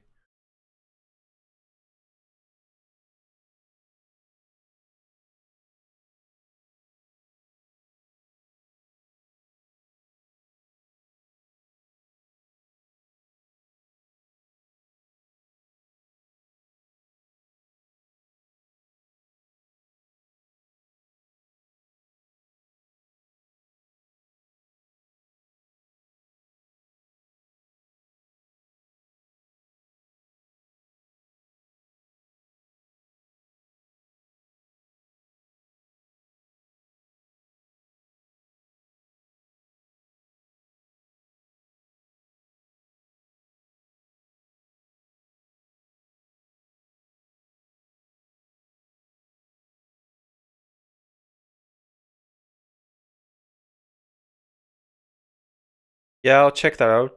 Prepper veteran. I didn't know that you'd done one. I'll definitely check it out though. See you later, man.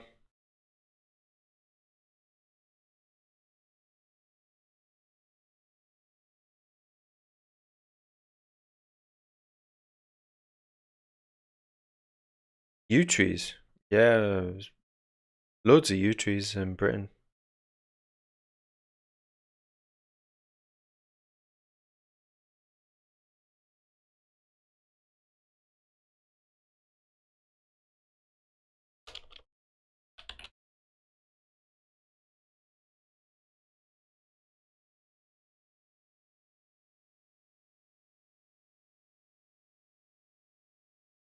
See them all over the place.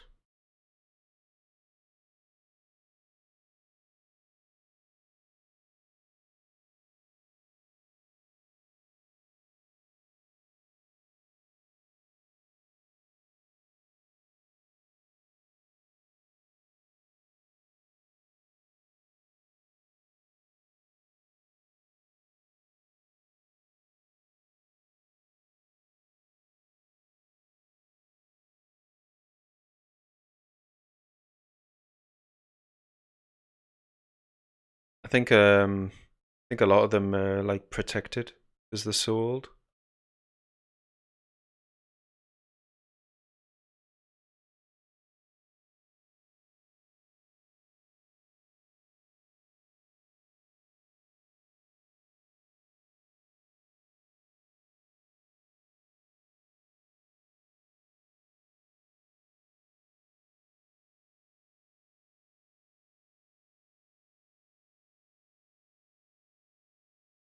Yeah, I've got a couple of books about wild edibles, and then I've got a one specifically covering mushrooms. So there's one, they're like little pocket size, like tiny little books, basically for my bug out bag. So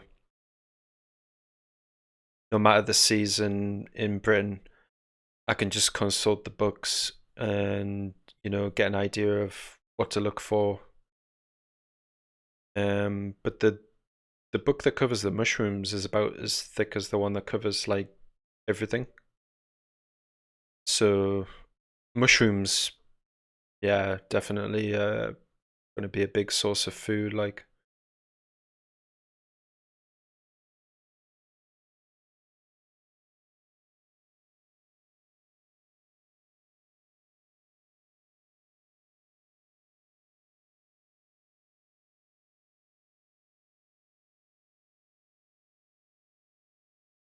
yeah, they don't cost very much. Um, I think they're just Collins.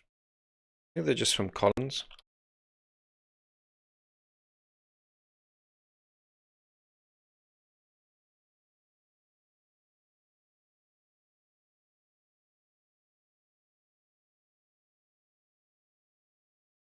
I'll try and find the one I've got.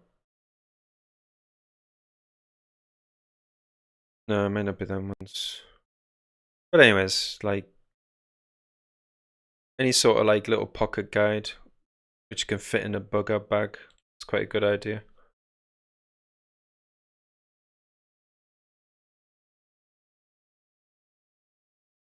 Difference between prepper, survival, and bushcrafting.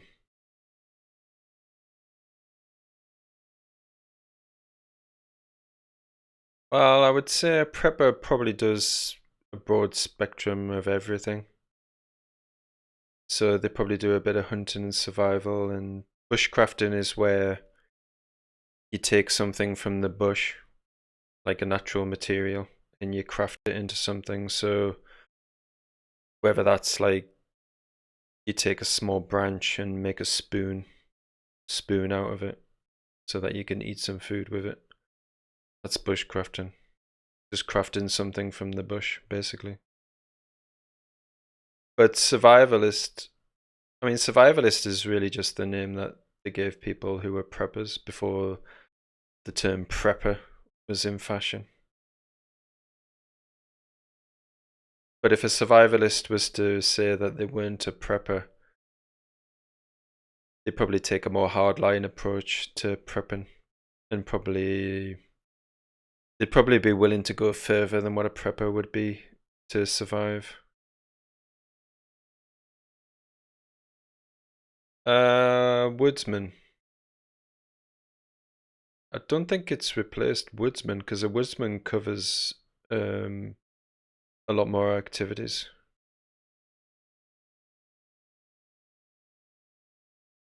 A woodsman does bushcraft, but a woodsman usually does a lot more than that.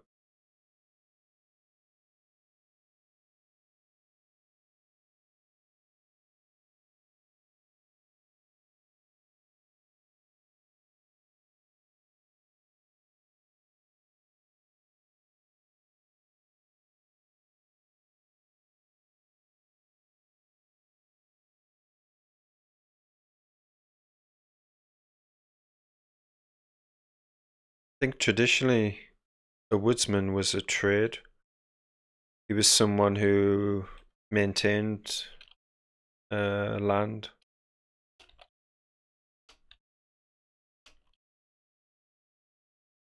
Which would mean hunting, forestry, everything to maintain land. Probably usually for like a lord or a noble. Well, alleged. So he would probably be covering a lot broader skill set.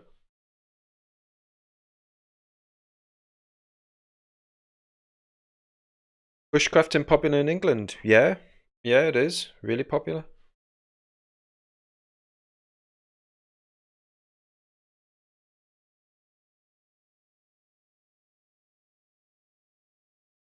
Yeah, it's really, really popular. There's a really good channel. Let me see if I can find it.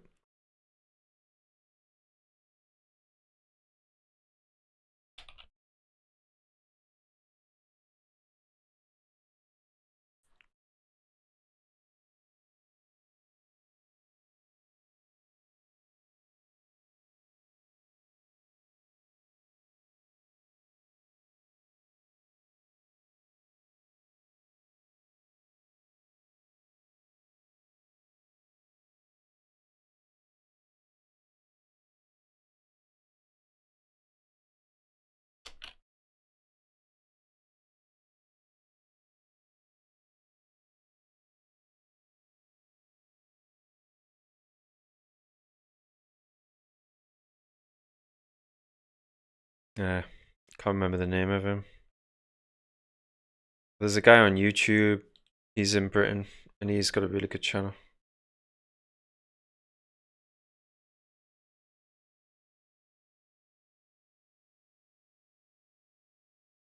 I'll try and find the name of it in a minute. But if you go to his channel, you'll probably find many other people who are in Britain and do bushcrafting.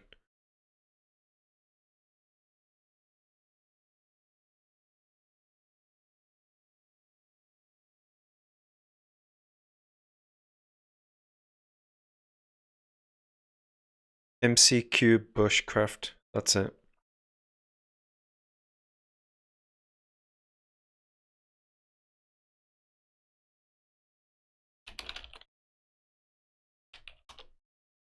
That's the one.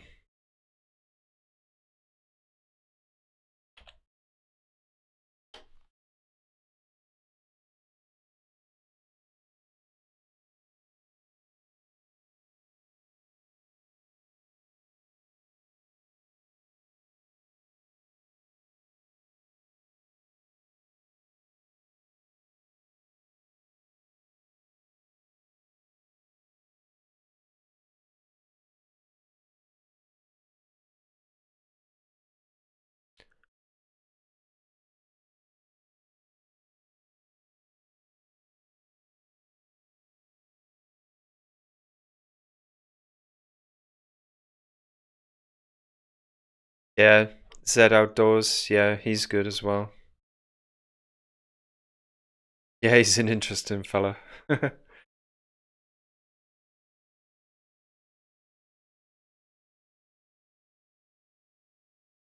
a few others, but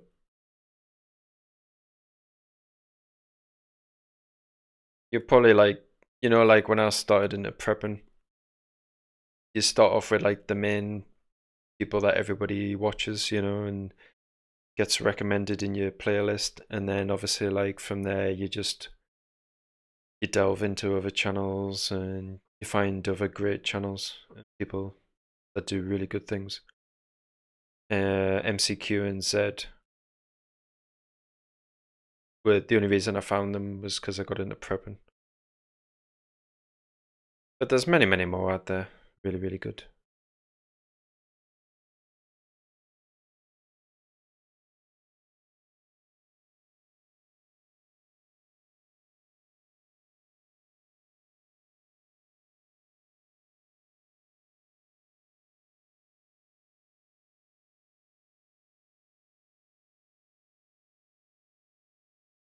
prepping weapons.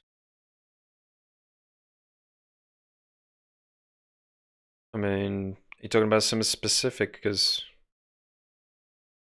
everything's a weapon, really.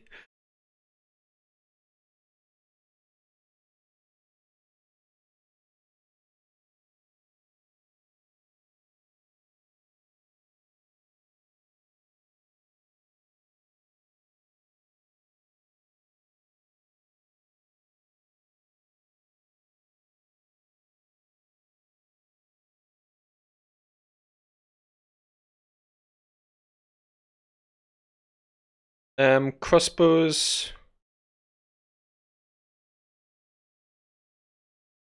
Crossbows, I think. Well, I mean, traditionally, an Englishman is allowed to arm himself based on his wealth, whether he could afford it. But obviously, that was a long time ago. Um, and obviously, as time's gone by, they just restrict it more and more and more. So guns, you have to talk to your local. Uh, initially, you talk to like the police, um, and going about getting like a firearms license. But if you want a weapon, I mean, there's ways to get them. It's just how far you want to go to get one, and whether you want to deal with the consequences. But crossbows are not nearly as regulated as guns. Air rifles, you can pretty much get an air rifle up to a certain pound of pressure. Um, I mean, like I said, everything's a weapon. It just depends how far you're willing to go to get one or make one. But I mean, there's still a law in England actually where once you reach the age of 16, you've got to be trained in how to use a longbow, but it's just never enacted. So you could pretty much have like traditional English weapons like longbows, bows and arrows, crossbows. You can have as much as them as you want. And like swords, um, people collect weapons quite easily.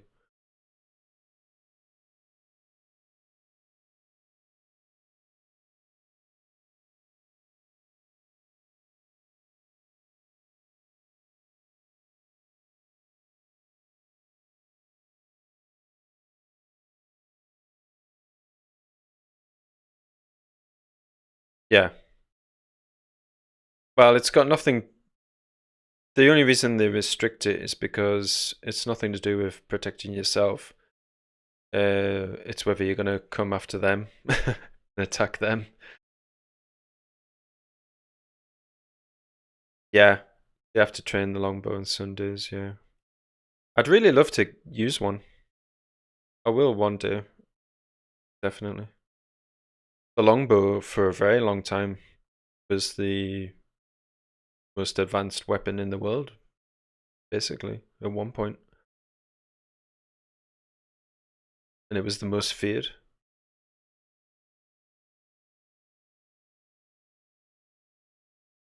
Even now, if you give every able Englishman a longbow, trained him how to use it, I mean, that's a devastating army. There's not much that could stand up to that, even today. Yeah, the French, yeah, they did find that out.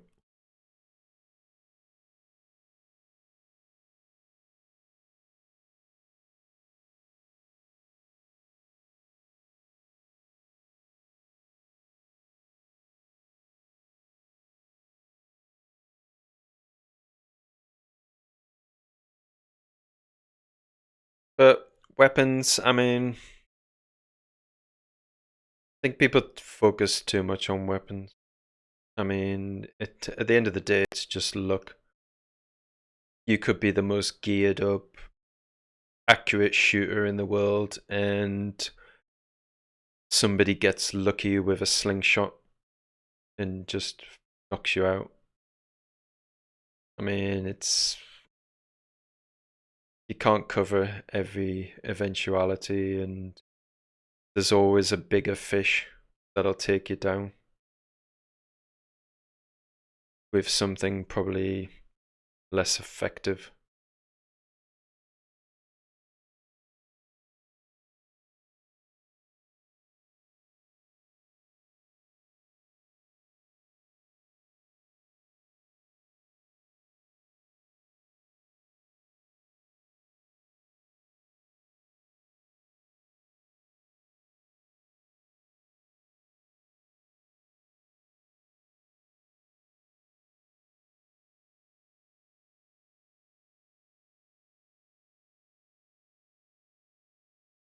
Yeah.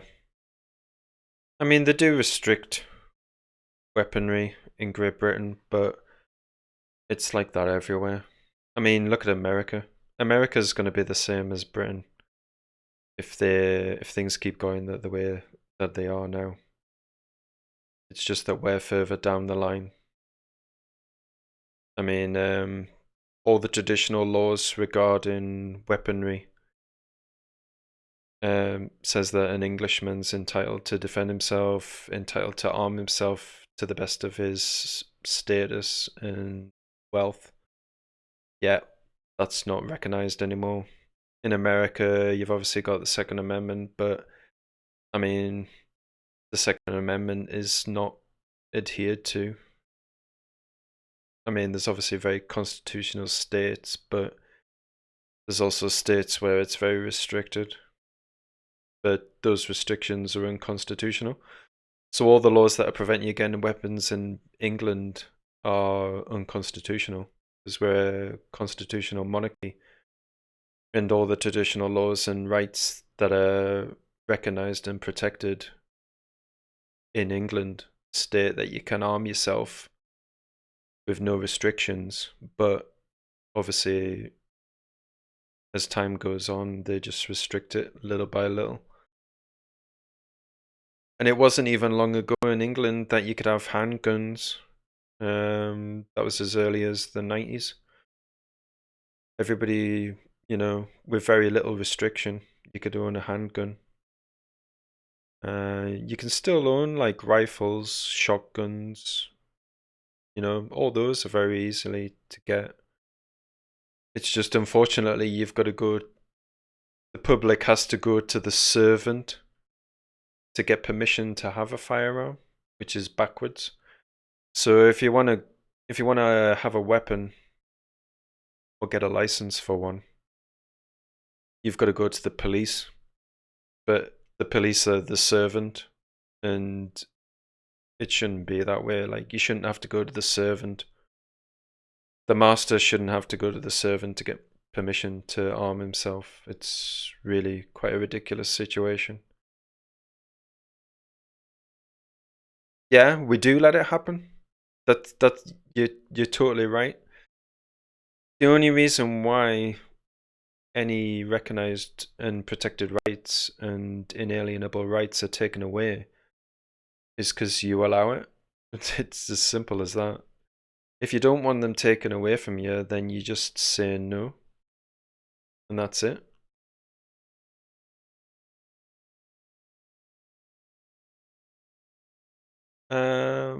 Best prepper food. I don't really know. I'm not a gardener, but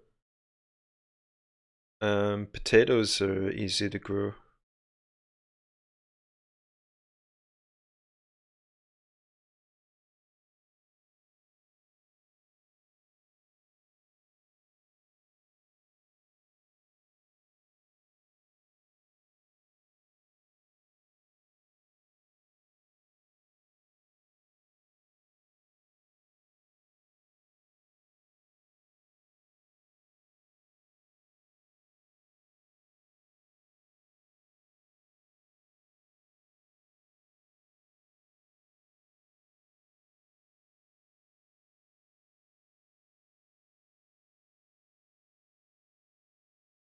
Yeah, you can pretty much whack potatoes in anything and they'll grow.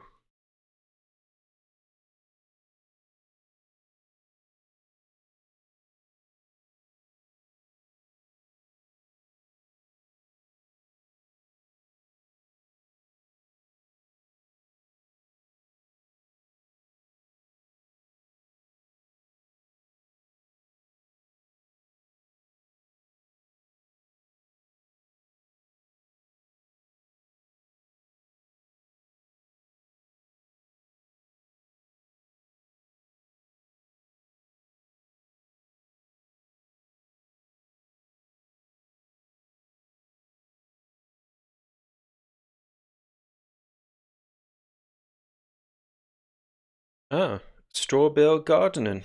Never heard of that before. I'll definitely check that out.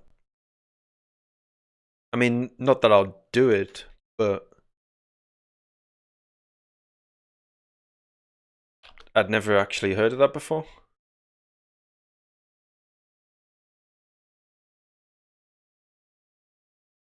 Huh. Maybe that's something I could do where I am, actually.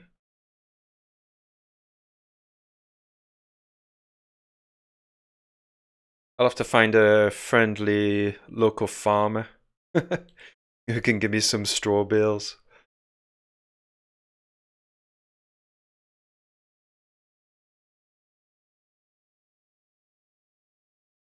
Yeah, that's one of the reasons why I started doing the live streaming, actually, is just to get some interaction with people and get some ideas going and some good old crack about prepping and other things.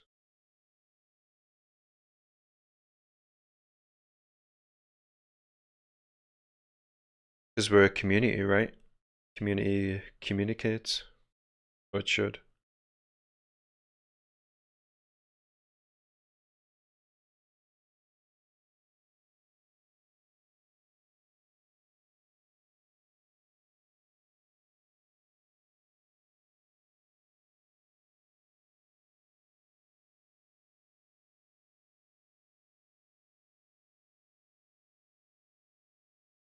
But if you do straw bales,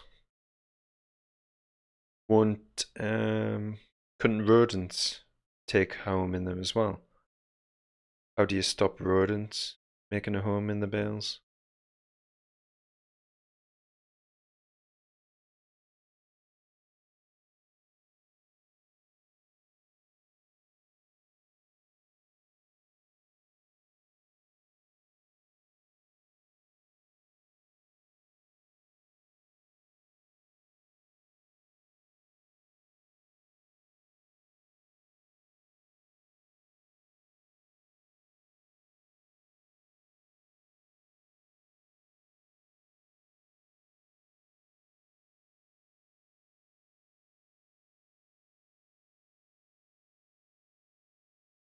Ah, you've got cats.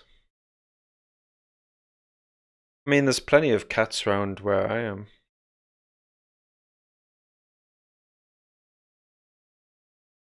I might give that a try then.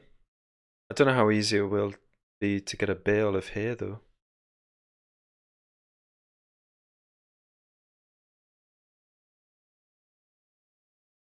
But it looks quite interesting. But how often do you have to replace the bale of hay? Like once a year or something?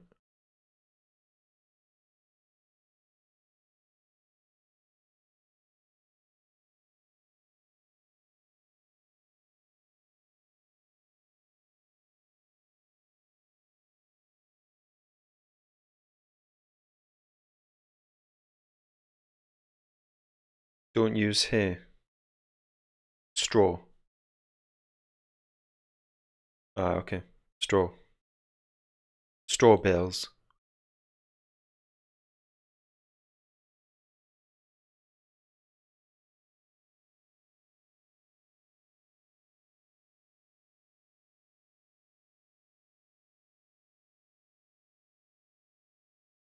Hmm.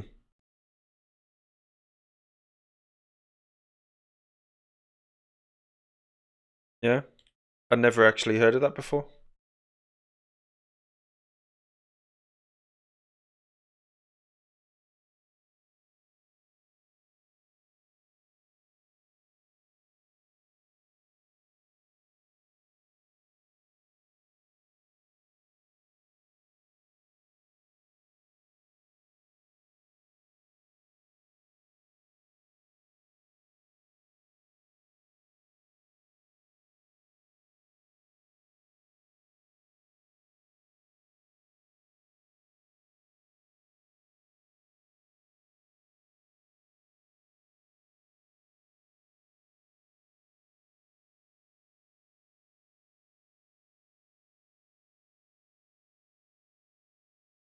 Damn.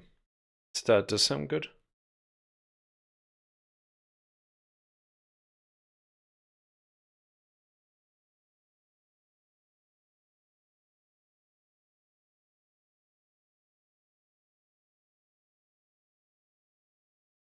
Lone Wolf Prepper. I'm not really Lone Wolf.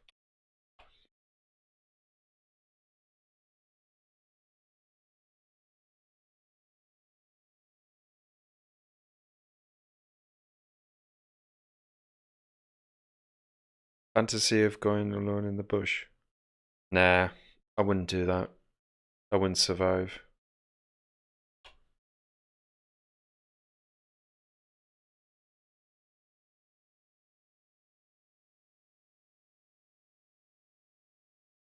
I mean, I would do it for a short period of time, but I haven't got the knowledge or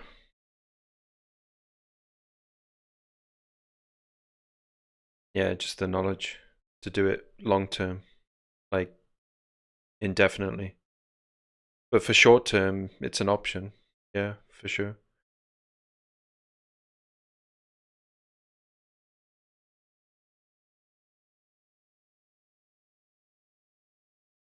Yeah, join the Discord, Prepper Discord, guys. There's always really good information in there that's shared. Let me just dig out the link.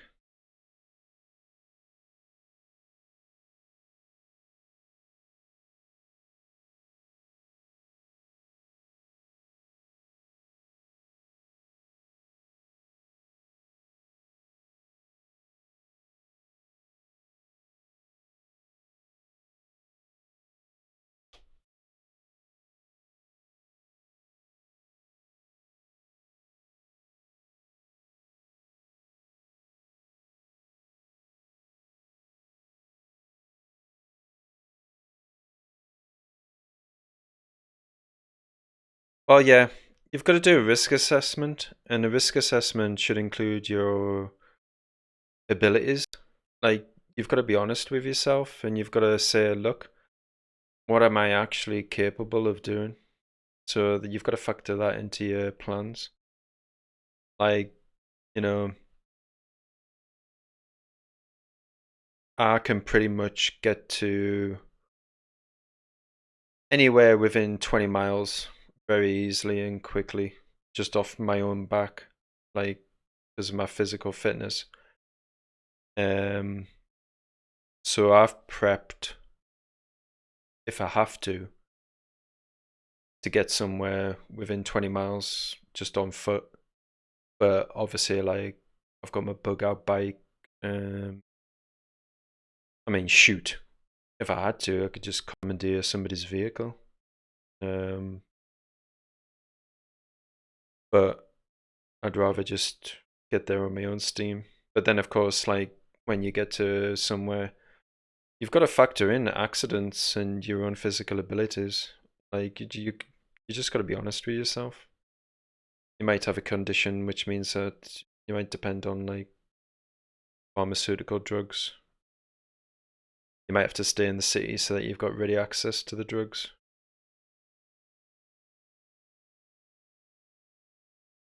Yeah, just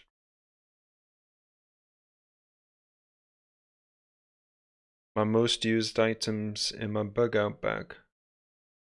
Well, I don't really use them in my bug out bag because they're for bugging out. I use all my bugging items, but I do check my bug out bag, make sure everything works.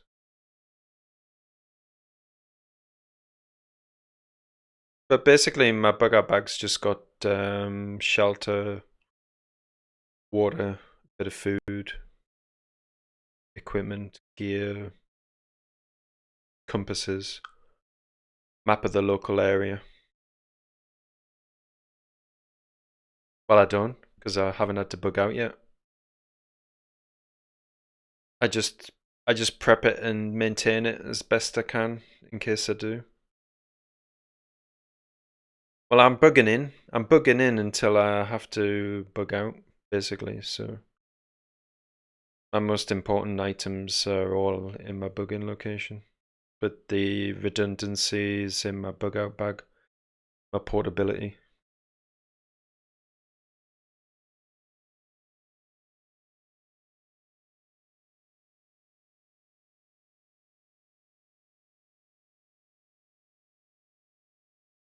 See ya, egg.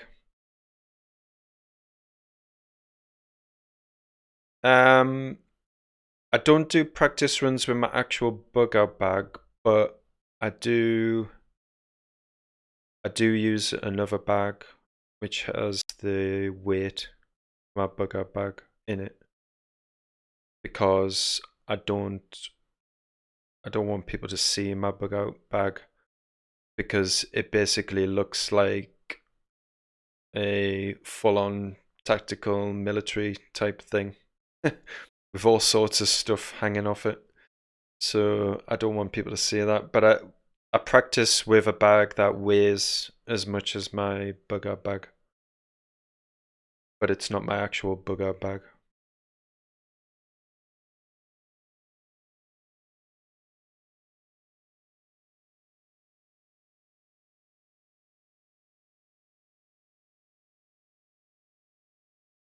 But I mean, yeah, sometimes sometimes I'll wear it for an hour or two, like when I'm in the house, which sounds weird, but like I said, I don't want people to see my bug out bag. So sometimes I'll just potter around the home. Or most valuable. Oh geez. It's kind of varies.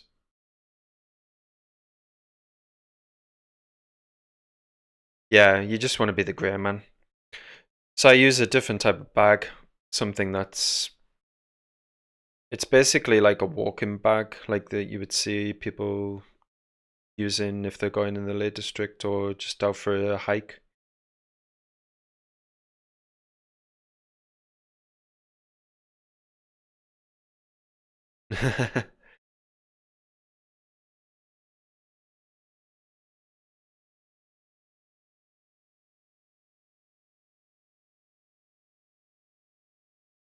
Yeah, I don't want people to see my bug out bag. It's it's like OPSEC, you know. I don't want people to see everything that I've got because they don't need to.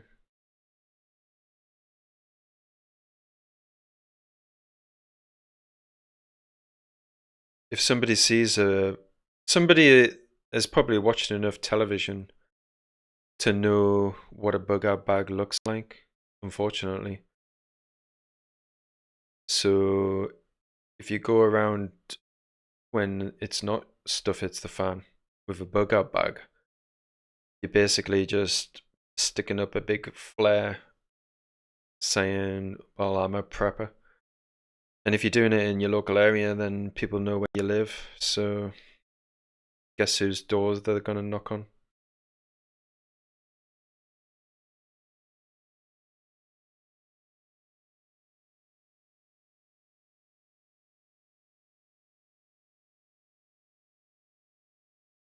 There's items in my bug out bag which I think are probably more useful than the other items.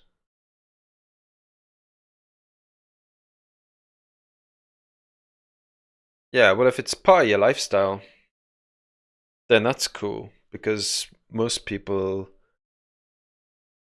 are gonna have extra things anyways. So, and there's probably a greater sense of community and sharing things if you experienced emergencies together as a community. But it's not like that in most places throughout the world, fortunately. People just stick to themselves. They don't even know the names of their neighbors.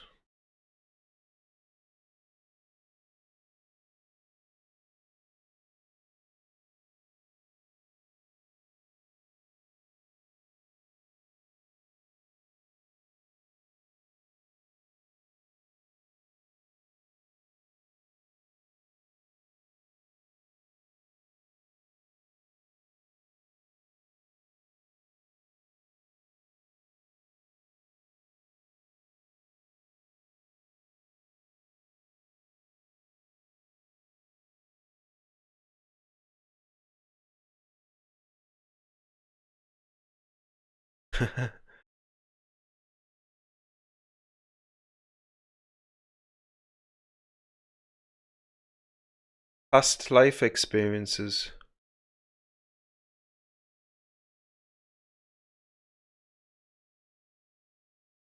Um,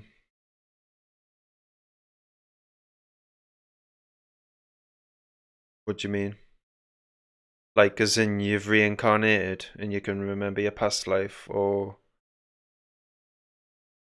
life experiences in your current life?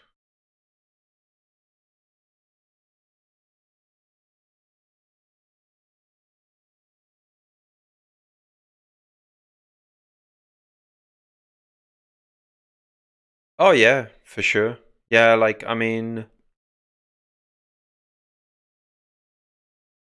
um, I've only got the confidence to be a prepper and to face what might happen in an emergency because of like the experiences I've had over the course of my life. So it's only because of those experiences that I'm a prepper, really. Um, I mean, not that anything's bad ever happened to us. I'm just talking like interactions with people, and um,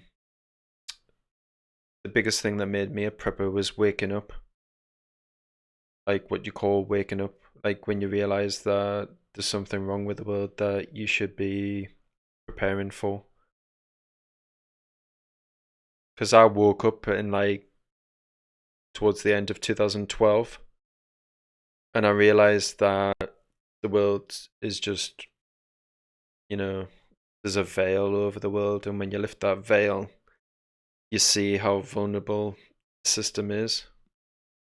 So basically, that led to me thinking, well, if something was to happen with this system, which I don't like and I don't agree with, what alternatives is there that I can do personally to protect myself?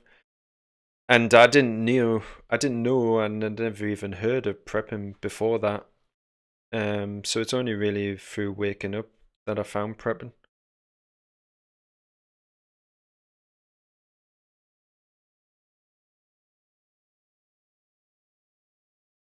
So yeah, waking up and realizing that there's something wrong with the world meant that I had to do something right, which could help me and the people that I know if something is to happen.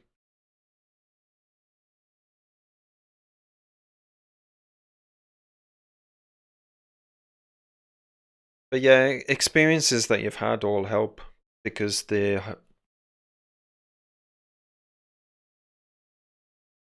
as long as you don't succumb or let them take over, the experiences that you have harden you. Well, they both harden and soften you because they make you more confident. They can do.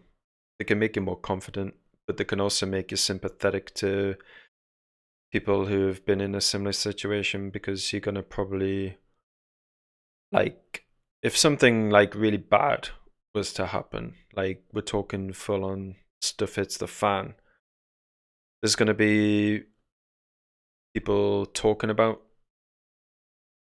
There's gonna probably there's gonna be like an outpouring of people talking about experiences before and during stuff hits the fan. So if you've been through something similar, then you can really understand and make a connection. Yeah, and that's understandable, completely understandable. But that can also, if you let it, you can use it as a positive rather than it being negative. You can be like uh, a defender of the weak. You can use that violence in a positive way.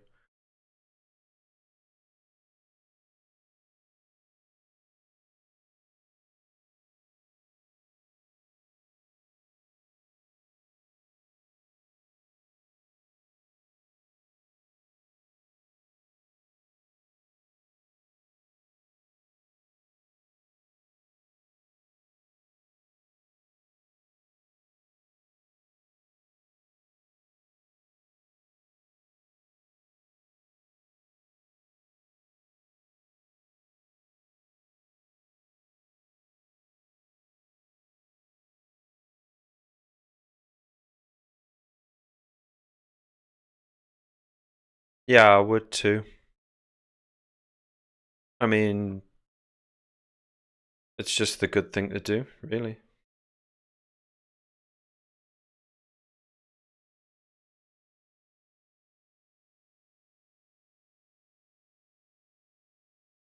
Yeah.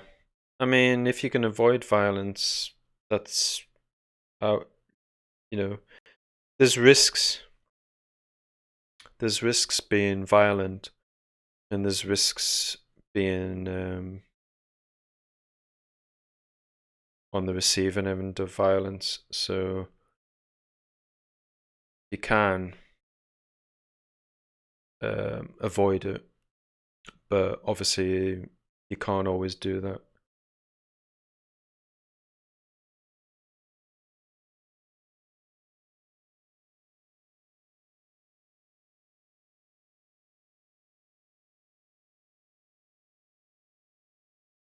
But for me personally, waking up and finding out what's wrong with the world, and um, the systems that are in place which we didn't consent to, and protecting yourself from those systems as best you can is really what led me to being a prepper. But obviously, there's other experiences as well along the road, which which really help as well. And at the time, obviously, they're quite a negative thing, but you can turn them into something positive.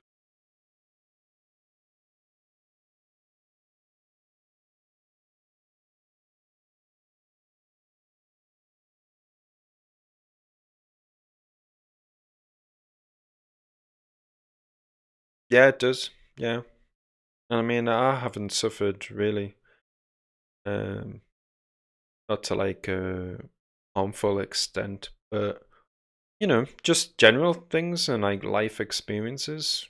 Some of them are positive, some of them are negative, and you've just got to learn from the negative and use that in a good way further down the road.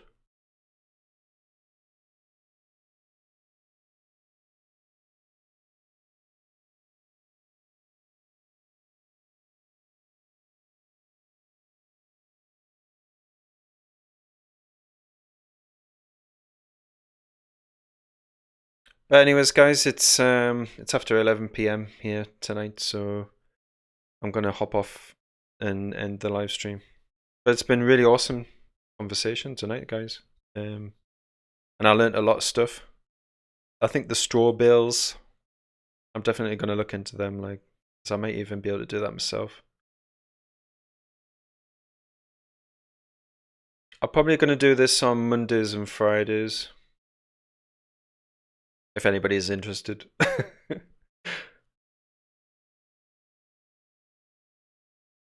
At least twice a week, I think I'll do this. Oh yeah, the dandelion wine. Yeah. I might actually try and get some of that. I might actually see if anybody sells it locally. Because there's a store near me. He sells like not like your average stuff in supermarkets. He sells like, and plus if you ask him, he'll get in stuff for you. Like he never used to do oh, what you call it?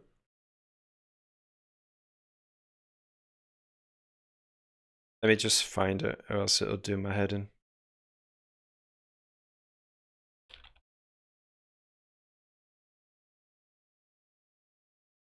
He never used to do apple cider vinegar, but I was telling him about it, and he got apple cider vinegar in his store, and he sells it now. So I'm pretty sure if I was to tell him about dandelion wine, he'd probably get some.